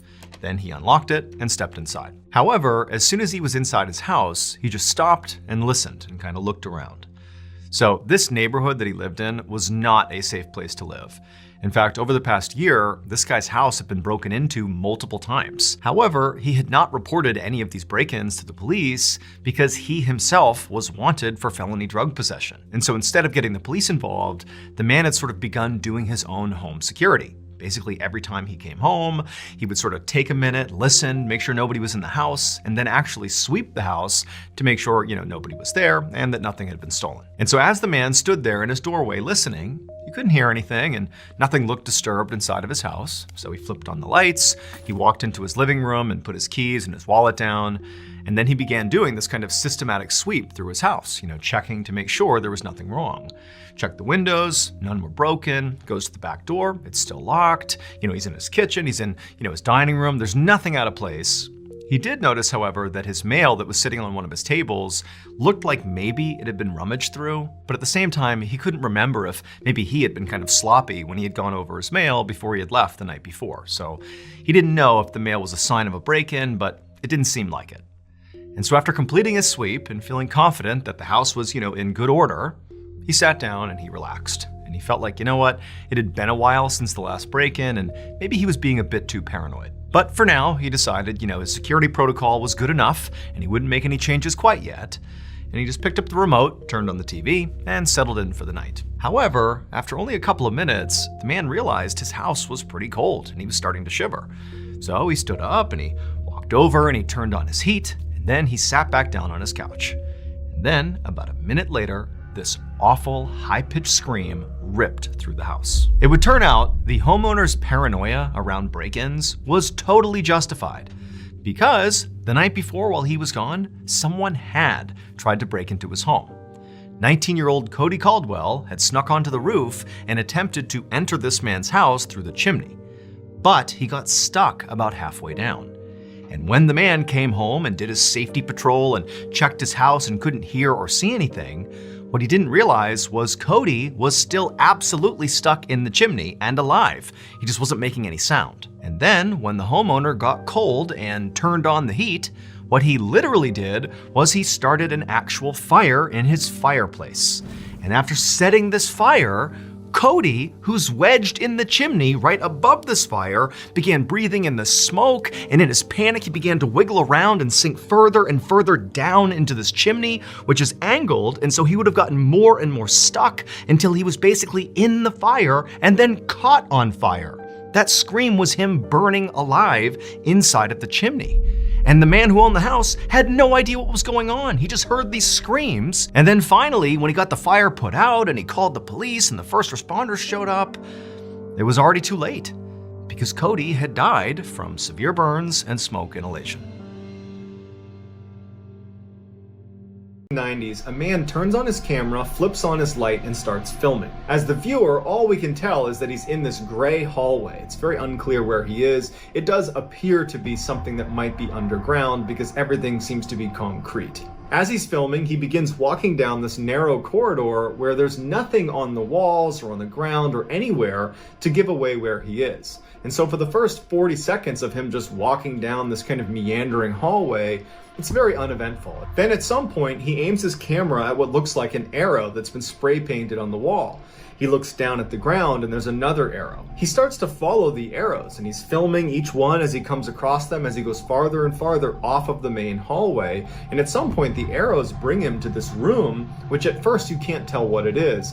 But then as the camera focuses, you see that there's this massive pile of human remains, skeletal remains. The guy filming does not seem alarmed by what he's seeing. In fact, it seems like He came here knowing he might come across this room full of human remains. After staring at this room for a few moments, he doesn't go in, but instead turns and continues following these arrows and strange markings on the wall and the ground as it brings him farther and farther down this other corridor to more rooms with more skeletal remains. And at some point, he comes to a full stop and he's looking at one of these rooms and something spooks him. It's unclear what it is, because to this point, he's been very nonchalant about this horrible thing he's looking at. It didn't seem to faze him at all, but something did spook him, because he's standing there and then all of a sudden he starts sprinting down the hall. Now, it's clear at this point in the video that he is alone down here, or at least he thinks he's alone down here. But he's running as if someone's chasing him. And he just takes off down this hall. The camera is now dropped to his side. He's not even trying to film what's in front of him. You hear his breathing and it's very panicked. And at some point he kind of trips and drops his camera, and the camera comes to rest in this puddle looking right up against the wall. So you don't have a clear view of where this guy is or what's going on. And all you hear is his panicked breathing and his rapid footsteps as he continues to run down the hallway and eventually just disappears, and it's totally silent. And at some point the camera runs out of batteries and it turns off. 10 years later, a group of urban explorers would find this man's camera where he had dropped it 10 years earlier, in one of the scariest places on Earth. Hundreds of feet below the streets of Paris, France, lies one of the world's largest mass graves. It's known as the Paris Catacombs, and it's about 200 miles of intricate passageways that loop all over the city of Paris, where over 6 million people have been buried. The reason all these people were buried down there is because by the 17th century in Paris, the cemeteries in the city were overflowing, and so the decision was made to move their bodies down underneath the streets of Paris into these tunnels that were built in the 13th century for mining but had not been used in hundreds of years. And so they began packing in all these people to the tune of 6 million bodies before they ultimately stopped doing that. Starting in the late 1800s, the catacombs became sort of a popular tourist destination, but only a tiny section of the catacombs was made open to the public, meaning there are literally hundreds of miles of passageways in the catacombs that are totally sealed off to the public. No one goes in there, even though many people believe in these forbidden sections of the catacombs, there are entrances to additional levels of the catacombs, that there could be as much as 400 miles of passageways in the catacombs just waiting to be explored, but no one's allowed to go in there, at least not legally. There's an entire community of people that are sneaking into the forbidden section of the catacombs by going through sewer drains and getting onto train tracks and sneaking into these little cracks in the side of the walls. I mean, it's incredibly dangerous. It involves wriggling your way into these 13th century tunnels that are unmapped, pitch black, and no one knows you're there. Not to mention, you're surrounded by literally millions of dead people. Once people started figuring out how to sneak into the forbidden section of the catacombs,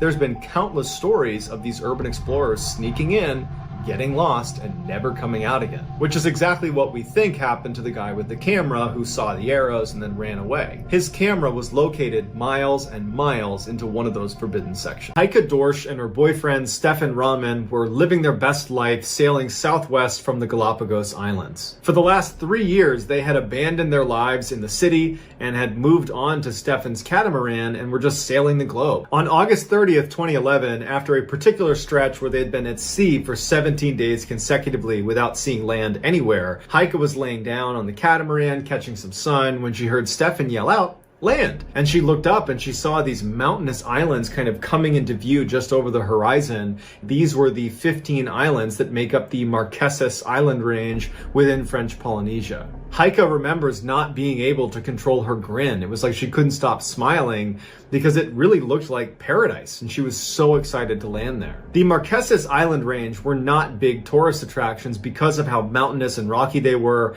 and the water was not that beautiful Kool-Aid blue that people expect out of French Polynesia. But for Heike and Stefan, this was perfect. They were not looking for mass market tourism, they were looking for authentic cultural contact. And it would turn out that the Marquesas Island range was perfect for this because the locals just weren't used to seeing tourists. And so before long, the locals were embracing Heike and Stefan and bringing them down to the beach for their cookouts and going spearfishing with them. And even one night they were invited into a local's home where they got to be a part of a big family dinner. After 6 weeks, Heike and Stefan had explored the majority of the Marquesas Island range, but there was still one of the 15 islands that they had not yet explored called Nuku Haiba. And so on the day before they planned to leave the island range, they decided to go check it out. When they dropped anchor in the bay that sat just outside of this island, there were no boats, there were no fishermen, there were no people, there was nothing. It was like a deserted island. And so they make their way on the beach and they see there's this trail that goes inland. Being explorers, they couldn't help themselves but walk down the trail to see what's down there. After 15 minutes of walking down this jungle path, they come to a clearing,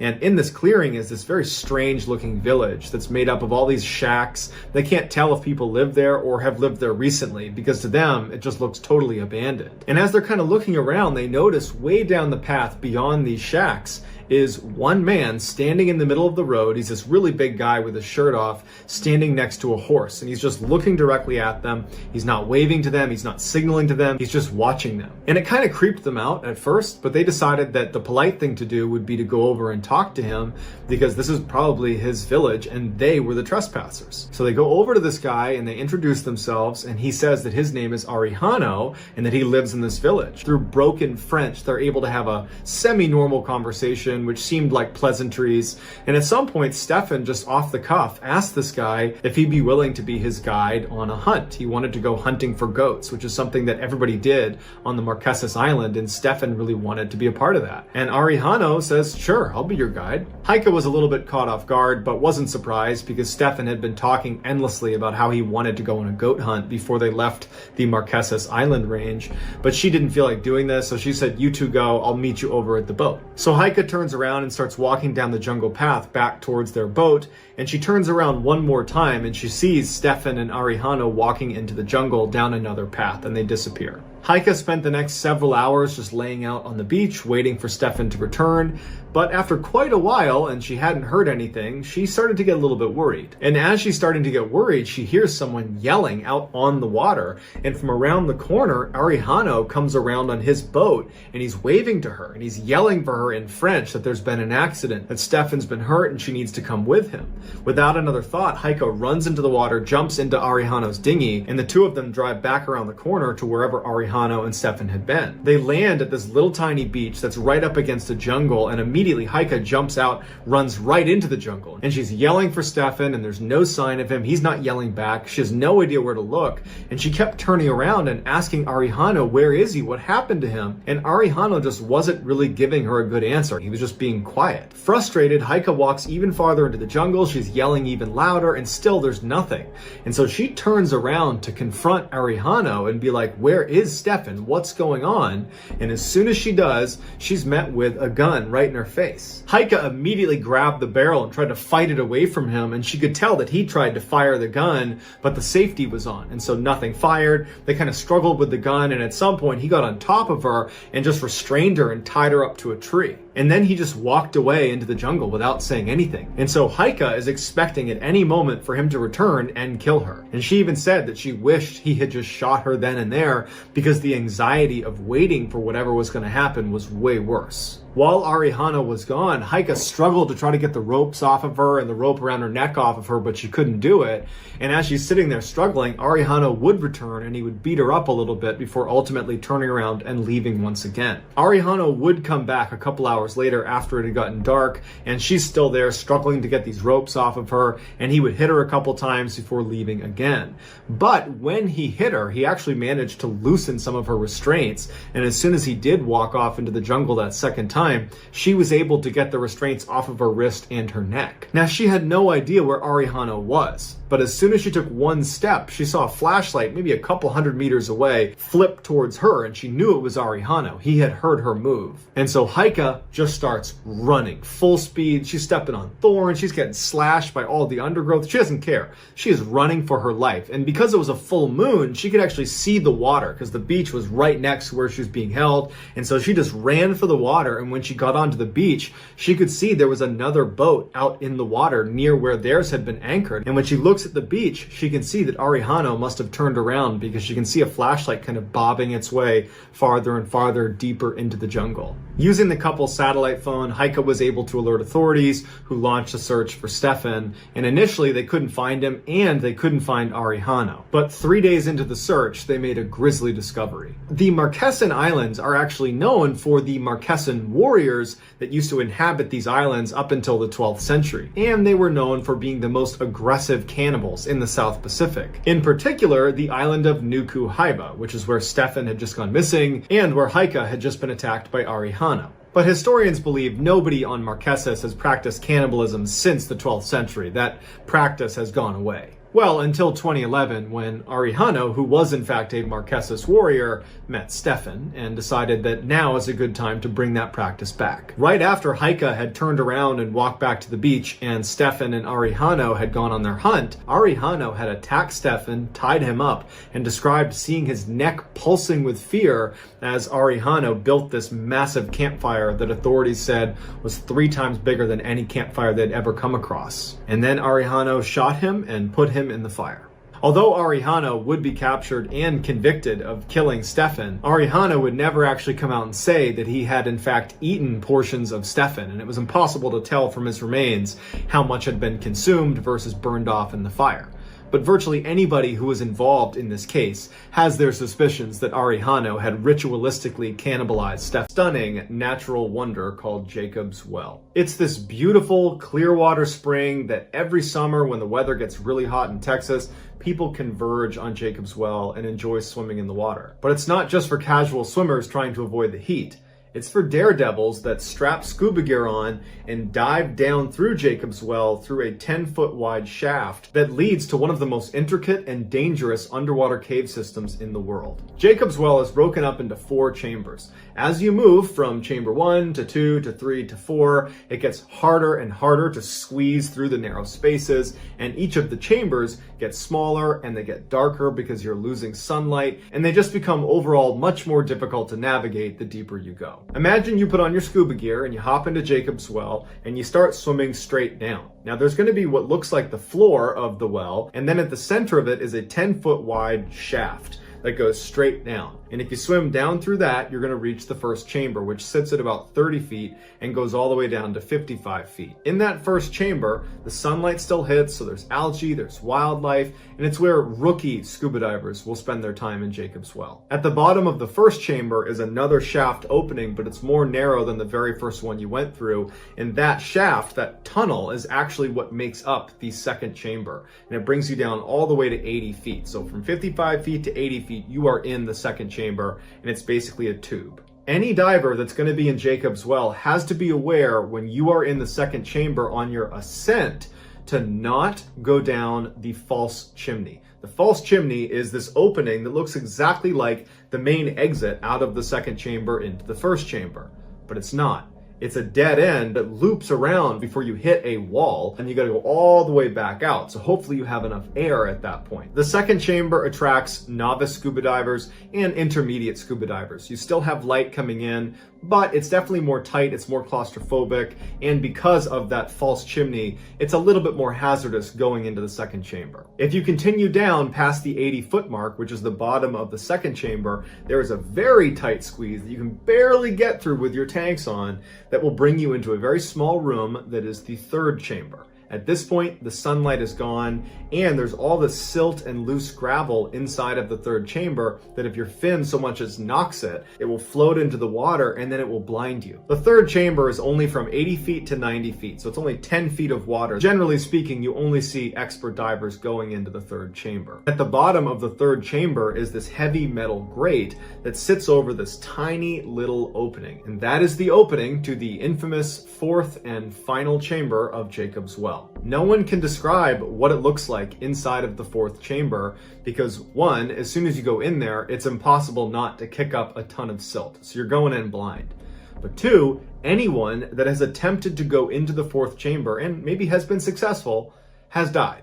There are literally divers that are deceased inside of the fourth chamber. And after about a dozen people died trying to get into that fourth chamber, they finally just sealed it up. But if you were to pry open that gate and go into the fourth chamber, you would have to remove your air tanks, push them into the fourth chamber, and then you'd have to wriggle your way through while keeping the mouthpiece in your mouth into the fourth chamber that, again, we don't even know what's in there. In 1983, 24-year-old college students Richard Patton and Clark McConnell entered Jacob's Well around 8:30 p.m. They were both experienced scuba divers. They were in an advanced scuba diver class with all the certifications for that. They had dove Jacob's Well before, and they wanted to check out the fourth chamber. They got in the water. They went through that initial shaft into the first chamber. They continued into the tunnel that was the second chamber. They wriggled their way into the third chamber, and they reached the gate. Using some equipment they brought with them, they were able to pry open this gate, and Richard Patton was the first one to go into the fourth chamber.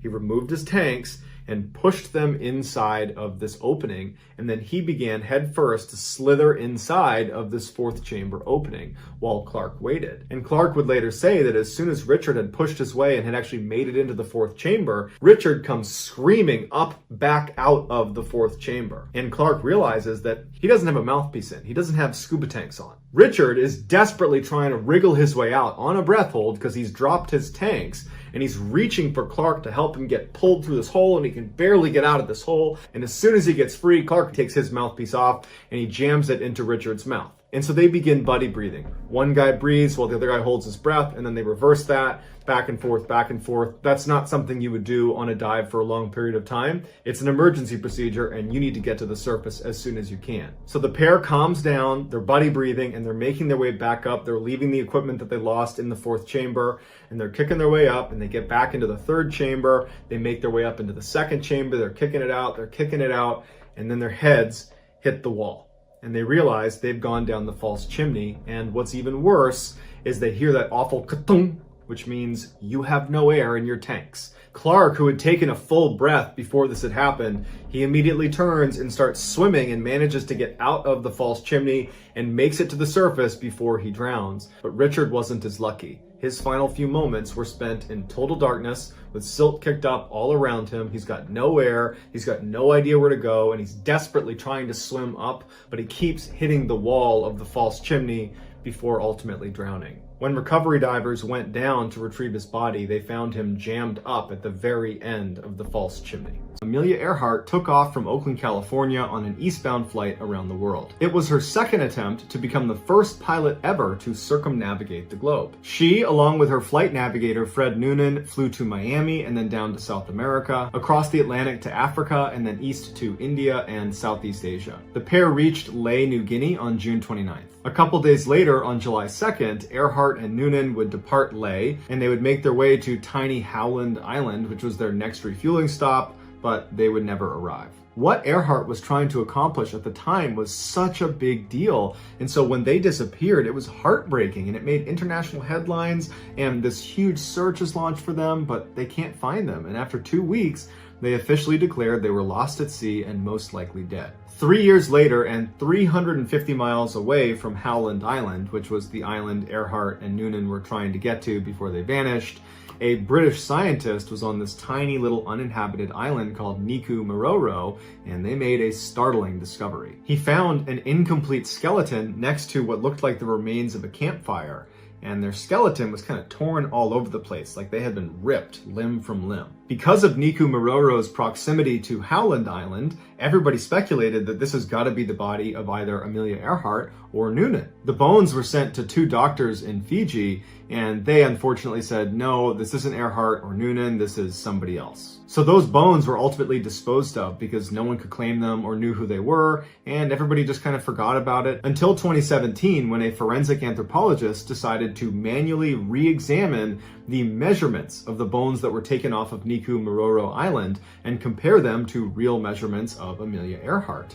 And they discovered that clearly those doctors in Fiji had made a mistake, because the measurements of these bones match Amelia Earhart almost exactly. So researchers go back to Niku Island and they go to the area where these bones were found near that campfire, and they look around and they find a couple 1930s era bottles, glass bottles, and one of them is a freckle cream, and Amelia Earhart had lots of freckles and she liked to use freckle cream to cover them up. She was kind of famous for doing that, and so they found that freckle cream on this island near bones that look like they belong to Amelia Earhart. So while some scientists are putting their energy into confirming that yes, those bones were Amelia Earhart. We don't have the bones, but we can show you with the measurements and the freckle cream, and there's another picture that apparently shows the landing gear of her plane off of Niku Island. So there's some people that are working on that angle, and there's another group of scientists and researchers that are saying, okay, let's assume that that really was Amelia Earhart. Let's figure out what happened to her once she got to Niku Island. And the leading theory is horrifying. Although Niku Island is uninhabited by people, it is inhabited by one of the scariest creatures on the planet, the coconut crab. They're 3 feet long, they can carry at least 6 times their body weight, and they use their pincers that are as strong as a lion's jaw to rip open coconuts, which is their main source of food. But coconuts are not the only thing they eat. They'll also eat pigs, they'll eat each other, they'll even eat themselves.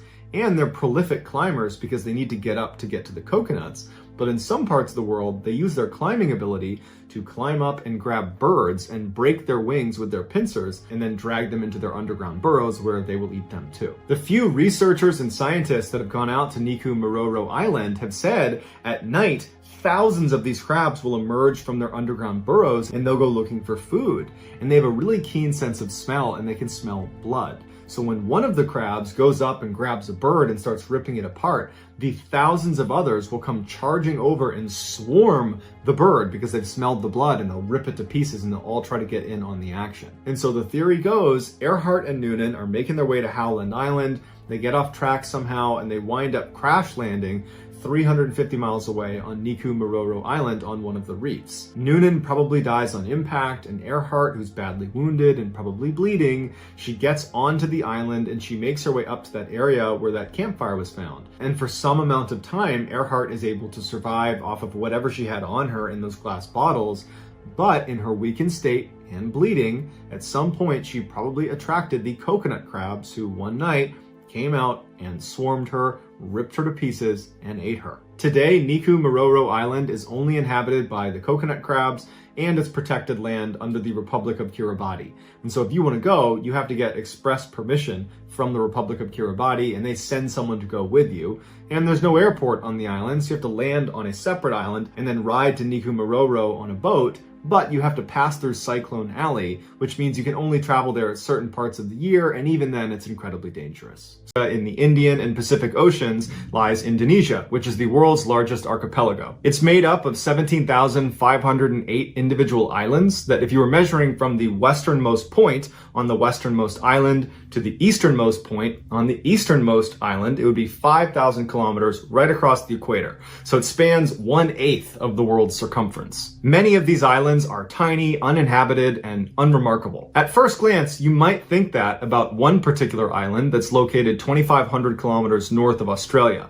And I would tell you the name of this island, but if I did, I would be giving away the island's secret. Living on this island are 2,000 people who are direct descendants of former convicts who were exiled to this island. And they share this island with a particular predator that is endemic to this island, who is a direct descendant of flesh-eating dinosaurs. It can grow up to 10 feet long and weigh up to 350 pounds, and its taste buds are so immaculately developed, it can taste blood in the air up to 9 kilometers away. These creatures are so good at smelling blood and death that anytime there is a burial on this island, they have to put big boulders over the gravesite. Otherwise, these creatures will come running out of the jungle and dig up the freshly deceased and eat them. This creature's bite is savage, and they certainly have the ability to rip a person in two, and in the past they have. but they don't typically bite to kill. They bite to create a massive flesh wound so they can inject venom into the wound site. This allows them to not expend a ton of energy waiting for their prey to die so they can eat it. They basically bite you, poison you, leave, come back within 24 hours, and then they eat you. These creatures are strict carnivores and have a voracious appetite where they will eat up to 80% of their own body weight in a single day. They've been known to bite goats and eat them whole by opening up their mouth and ramming the body of the goat into a tree to force it down their throats. But when goats and sheep and buffalo are not enough to feed their appetite, they start eating each other. In fact, cannibalism is so common that their young will hide in the trees for the first 4 years of their life, hiding from their own parents. Because if they're spotted by an adult, they'll be eaten. On top of all this, they can climb, run, and swim faster than a human can. These apex predators are called Komodo dragons, and they live on this one island in Indonesia called Komodo Island. In 2009, a 31-year-old fisherman named Mohammed Anwar, who had grown up on Komodo Island and was living there at the time, decided he wanted some fruit. He normally would just eat the apples that were right outside of his house, but he had always been tantalized by the sugar apple trees that were inside of the fenced-off section of Komodo Island, the so-called forbidden section. This section was, of course, teeming with Komodo dragons, and so as a result, the locals basically fenced it off and said, we don't go over there, they don't come over here. But Mohammed had always wanted those sugar apples. He'd grown up here, and he never got to have one. And so this day, for whatever reason, he decided, today's the day I'm going to get one.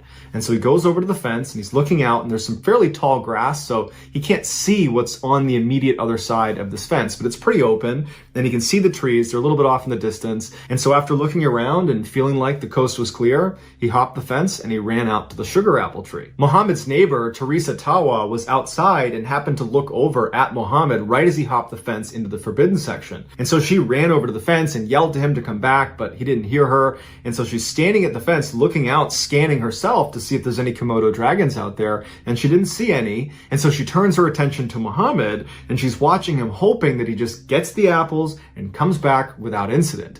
And as she's watching, she sees he's reaching out and extending his arm just far enough. He wants to get one more apple, and he loses his footing and he falls to the ground. From her perspective, she couldn't see Mohammed on the ground because the tall grass obscured him. So she didn't know if he's laying there unconscious or if he's just rolling around and he's in pain and he's about to stand up. And so she's just looking anxiously, hoping he stands up soon. And then she hears the sound of 2 Komodo dragons running through the tall grass. She can see the grass moving as these 2 massive creatures are running and grunting at full speed towards Mohammed. Mohammed, when he fell, he had cut himself, and they smelled his blood, and they charged over, and Teresa could only scream and yell for help as these 2 Komodo dragons ate Mohammed. The authorities were able to get out there pretty quickly, and they were able to get the Komodo dragons off before they actually consumed him, but he was already dead. Today, you can actually go to Komodo Island as a tourist, but it costs you $1,000 to get a membership fee, and then once you get there, you're only allowed to be in a couple different sections that are totally regulated, and you're really not anywhere near the Komodo dragons because it really is extremely. And a 24-year-old named Yuri Lipsky was standing in front of a cafe in Dahab, Egypt, overlooking the Red Sea. He had traveled all the way to the Sinai Peninsula from Moscow in order to film himself swimming through the Arch. But now it was looking like that probably wasn't going to happen. The Arch is an 85-foot-long underwater tunnel that connects a massive sinkhole right on Dahab's shoreline called the Blue Hole to the Red Sea. To get to the Arch, you need to enter the Blue Hole directly and descend straight down 181 feet, where you'll reach the top of the tunnel on the northeast side. But there's a catch. If on your descent you happen to miss the ceiling of this arch, which apparently it's pretty easy to do, you run the risk of going too deep. Now, going too deep does not mean you're going to miss the tunnel altogether. The arch actually starts at 181 feet, but then goes all the way down to 393 feet. So it's a huge, huge opening. The risk of going too deep has to do with how your body responds to the type of gas you're breathing. For those who are unfamiliar with diving, generally speaking, you have 2 types of dives. There's recreational diving, where you breathe the same air that you breathe on the surface. They literally jam air directly into scuba bottles. You breathe that and you go down to 130 feet. That's the recommended bottom depth that you would go down breathing regular air. And then there is technical diving, where you breathe a special mixture of gases. Typically it's going to be a mixture of helium, nitrogen, and oxygen that allow you to go below 130 feet. This type of diving is exponentially more dangerous and requires all sorts of additional training. Because the minimum depth you would need to go to in order to access the arch is 181 feet, that puts you well in the technical diving range, which means you should be diving mixed gas and have special training and equipment. But year after year, people try to dive down to the arch and go through it on regular air. And year after year, people die doing it. When your body absorbs too much nitrogen, you can get something called nitrogen narcosis, which is a lot like being drunk. And in extreme cases, divers who get this have been known to remove their mouthpiece and inhale water, believing they are actually on the surface. Below 130 feet, your body absorbs nitrogen much faster, and regular air is a whopping 78% nitrogen. So the risk of getting nitrogen narcosis is exponentially higher if you're breathing regular air below 130 feet. Also, oxygen can become toxic the deeper you go in the water column. It can lead to blackouts and convulsions that if you don't have someone there to literally physically move you up in the water column, you won't recover from it and you'll die. Regular air contains 21% oxygen, which is a lot of oxygen. So if you're diving regular air below 130 feet, you are at an increased risk of developing O2 toxicity. Now, to be clear, it is possible on regular air to dive down to 181 feet and make it through the arch and come out the other side and be just fine. But you're realistically at 181 feet pushing the absolute boundary of what you can get away with on regular air. Below 200 feet, you're probably dead. So if you're attempting to swim through the arch on regular air, you need to be paying very close attention to your depth as you descend so that you don't miss the arch and accidentally drift down below 181 feet to the very deadly 200 feet and beyond. So earlier in the day, Yuri had gone down to the edge of the blue hole and he had found one of the diving instructors that taught inside the blue hole. His name was Tarek Omar, and he asked him if he'd be willing to take him down to the arch to help him film himself going through the arch. And Tarek said, yes, but I need to train you for 2 weeks before you're going to be considered qualified to do that. And you need a special setup with a special gas mixture to do this dive. And Yuri was like, well, I'm leaving in 2 days to head back to Moscow, so I need to do this dive now. Is there any way you can do it today or tomorrow even?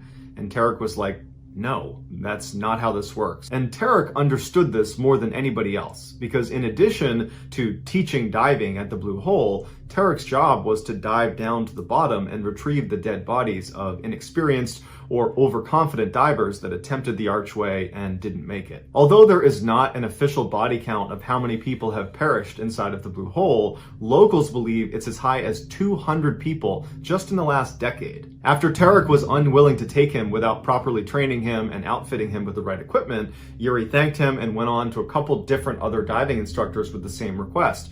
Will you take me in the next couple of days? And they all said, no, we need to train you and you need special equipment.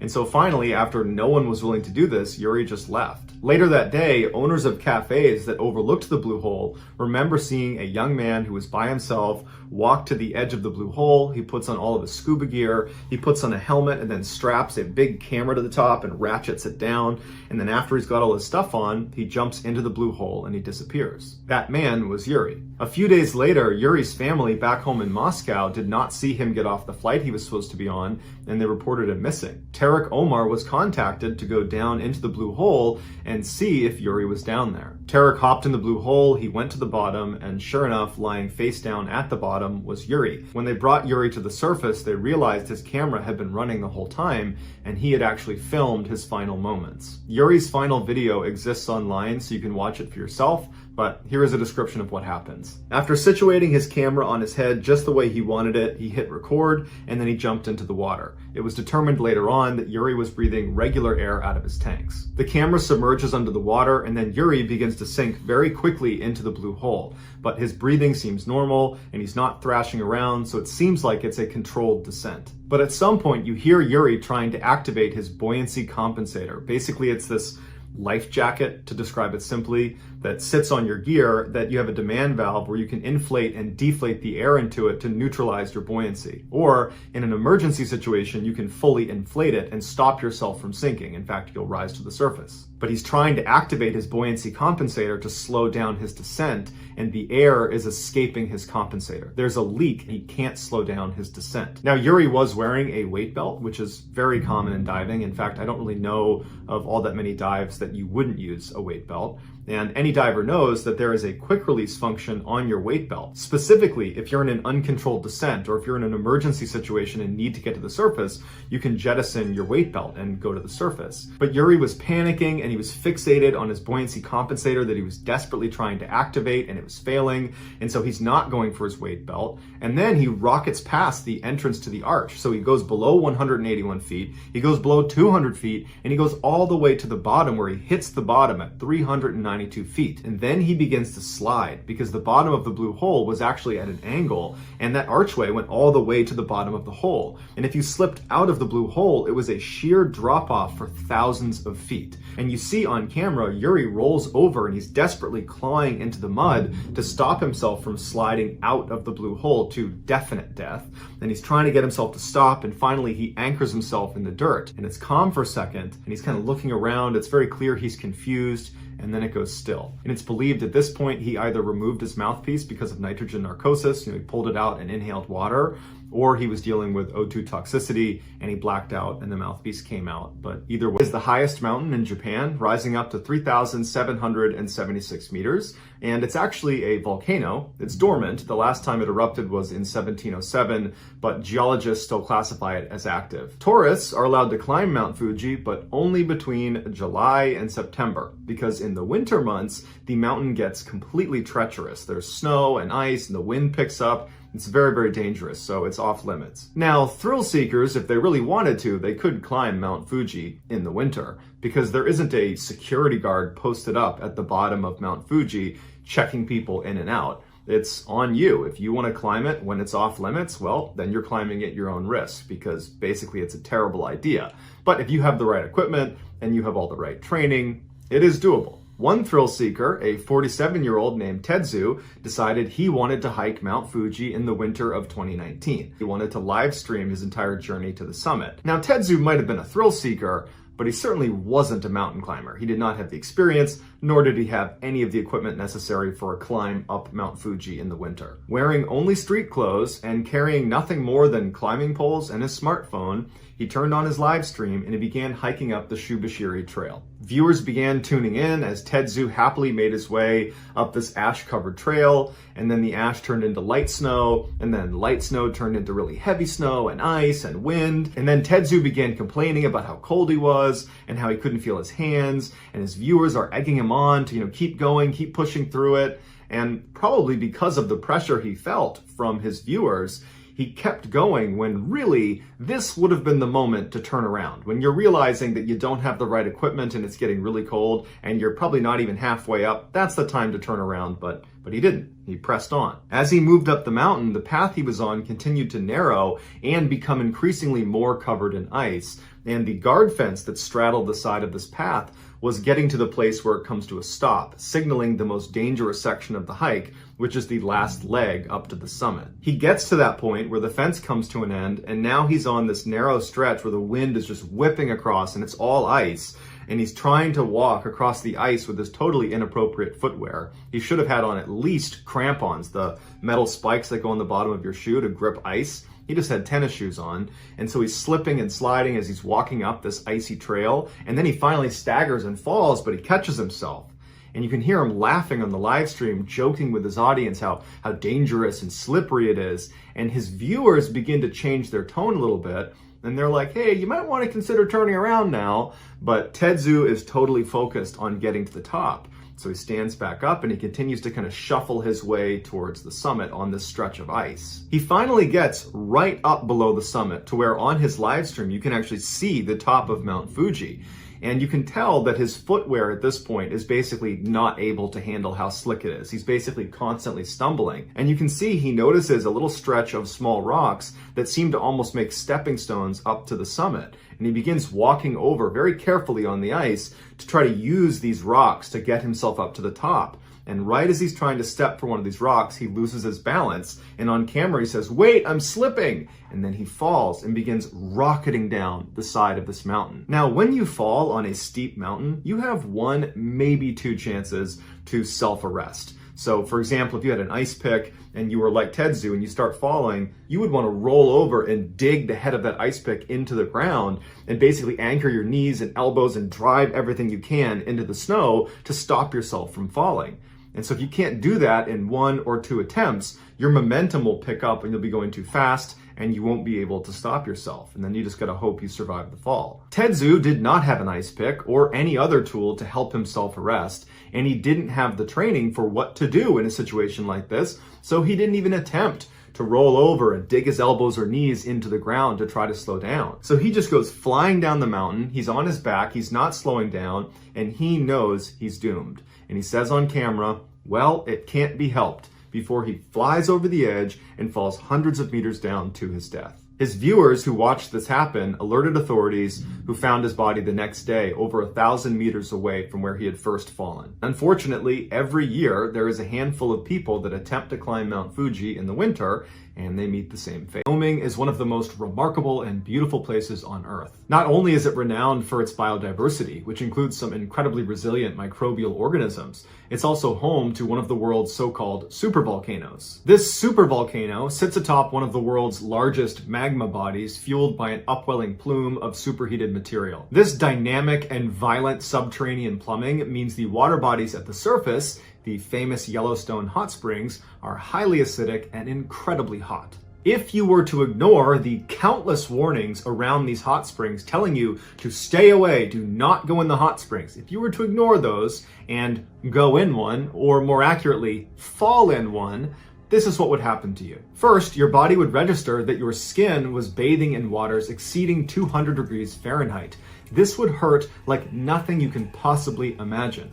But it would only hurt as long as your nervous system was able to register pain, which would only be for about 1 minute or less. At this temperature, your skin would begin to quickly break down and disintegrate, and your blood vessels in your underlying dermis would rupture, causing rapid blood loss. Some underlying skin layers would not break down, but they would lose all of their water and become tough and blackened. And your underlying subcutaneous fat would bubble off as well. All in all, this is known as a full thickness burn, and it would occur in about 1 minute in these waters. Your nervous system would enter a state of shock and become irreversibly damaged, which would lead to most, if not all, of your organs to fail if the heat stress has not already done that to you. You would be dead within 2 to 3 minutes, and then at that point, the acidity of the water would take over. Within a few hours, your body, including your skeleton, would be completely dissolved into absolute nothingness. And for anyone who falls in but manages to climb out again before being dissolved, they are not out of the woods. Many of those people, unfortunately, will die hours, days, months later due to complications from the burns. On June 7, 2016, Colin Scott and his sister Sable went to Yellowstone to see the famous hot springs. The siblings were exploring the Norris Geyser Basin, which is the park's oldest and hottest thermal area, when they decided to leave the safety of the boardwalk and walk past all the signs telling them, "Do not leave the boardwalk, this is dangerous, turn around." They decided to walk past all of those and venture out off the course. They walked approximately 200 meters away from the path to the edge of a hot spring that was not really part of the main tour, and they were just standing there when Colin apparently tripped and fell into the hot spring. And his sister was just not able to do anything. She knew she couldn't go in after him, and he very quickly sunk below the surface and didn't come up again. She ran back to try to get help, but by the time they got back to the edge of the hot spring, he was gone. And in fact, the only thing they would find of Colin Scott was his flip-flops. Since 1890, Colin Scott, along with 21 other people, have died by falling into the